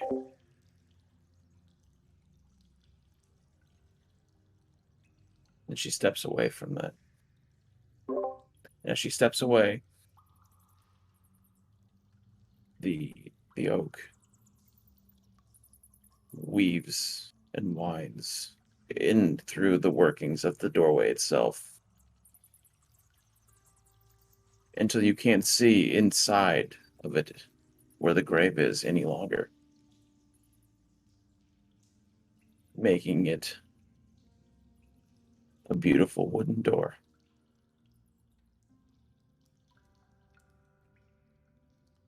I was supposed to ask you to bring him back. It is. She doesn't do that. She doesn't. No, that's a little much. That's a little much. Nah, fam, she can't do that. Choose Just a use the only reincarnate. spell slot. We went through all of this trouble to make this really, really nice obituary scene going on here. Hey, can you bring him Anyway, if there's nothing else that you'll be requiring from me, I will bid you farewell. Oh, I suppose there is one more thing. She walks up to you, Lorelei, and she hands you this beautiful harness made from everything that could possibly have been formed from nature: vines, branches, and it's beautiful. She hands it to you, and it has like 2 straps on the front. And she points at Fritter. She says, "This is for your friend so that you might carry him a little easier." Thank you. And with that, she leaves. And as she does, she's walking away. Her displacer beast, Karan, stops. And he looks at Kenichi. And he bows his head. And then he turns and walks back out into the wood with Willow.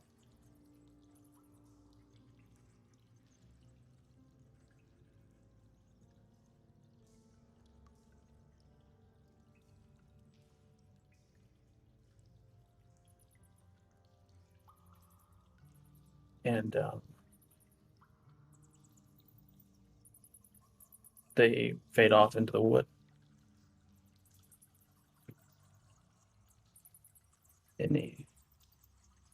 So what's the group's decision to do?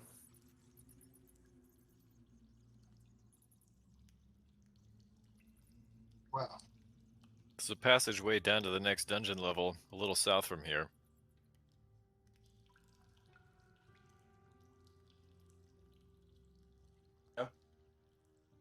yeah, I mean, we must move forward, you know? As sad as it was, we do got to keep moving.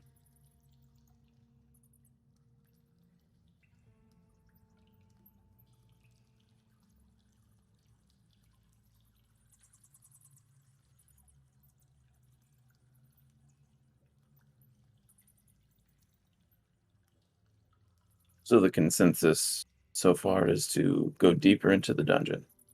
Yeah. What else is there to do, right? Like, yeah. Didn't mean to do that. You're good. Okay, but that is cool.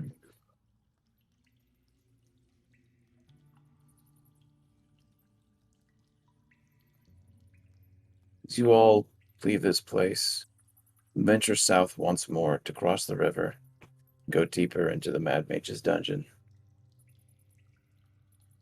You travel by the last campsite and journey through areas that you've come through before. You reach the river.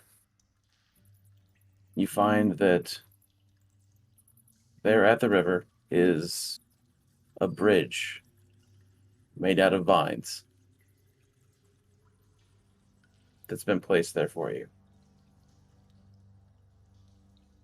As you cross the river and reach the tunnel to go deeper into the dungeons, not knowing what lies ahead or in store for all of you. The heavy weight of Russell's death still weighing on everyone. Lorelei, as you're walking, you have a vision. And in this vision, you see 3 young boys.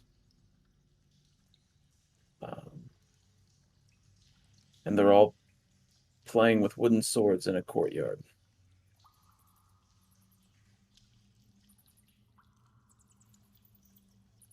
And the vision, it kind of pans out.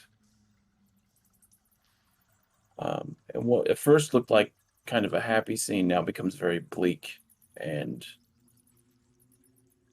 ominous as it pans. The vision view pans back. You see a large fortress made of deep black stone, constructed on a high cliff face overlooking a large chasm. And on pikes all around the ramparts of this fortress are human heads. And you're like tunnel vision sucked back into that courtyard a millisecond later. And there's a small drow boy that's looking right at you face to face.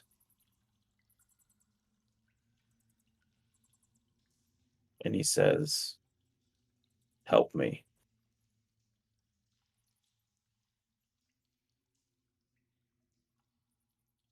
And that's where we're going to stop tonight. Ooh. Thank you guys all so much for watching this evening. We appreciate every single one of you. Thank you for those of you that have liked and subscribed this evening. We appreciate you very much. Be sure to check out all of our other videos in case you've missed some of those. And be sure to tune in and join us Sunday for our Sunday talk at 1 p.m. Central Time. And then again Tuesday for Tomb of Annihilation. We'll see you guys. See you guys very soon. It's been a great session. Good night. Hi, I'm Lombot Goldstein, but you can call me Lombot. Well, I'm not having a panic attack about the ever-increasing stack of unfiled paperwork waiting in my office during my adventure. I'm dreaming of better days, spent in the Dungeon Divers Discord server. There, I could find fantastic stories, meet new people, make new friends, and share new and wonderful experiences, completely distracting me from my real-world duties and obligations. It's ruining my life. Anyways, they're running multiple games a week, every week, with experienced DMs and an active moderation team, so make sure you come by and check things out. Also, make sure you're subscribed. It's free with Prime, and you'll no longer have to watch ads. It's a wonderful thing. Anyways, I've finished dissociating enough to do this advertisement, so I'm going to go finish some paperwork. Bye-bye!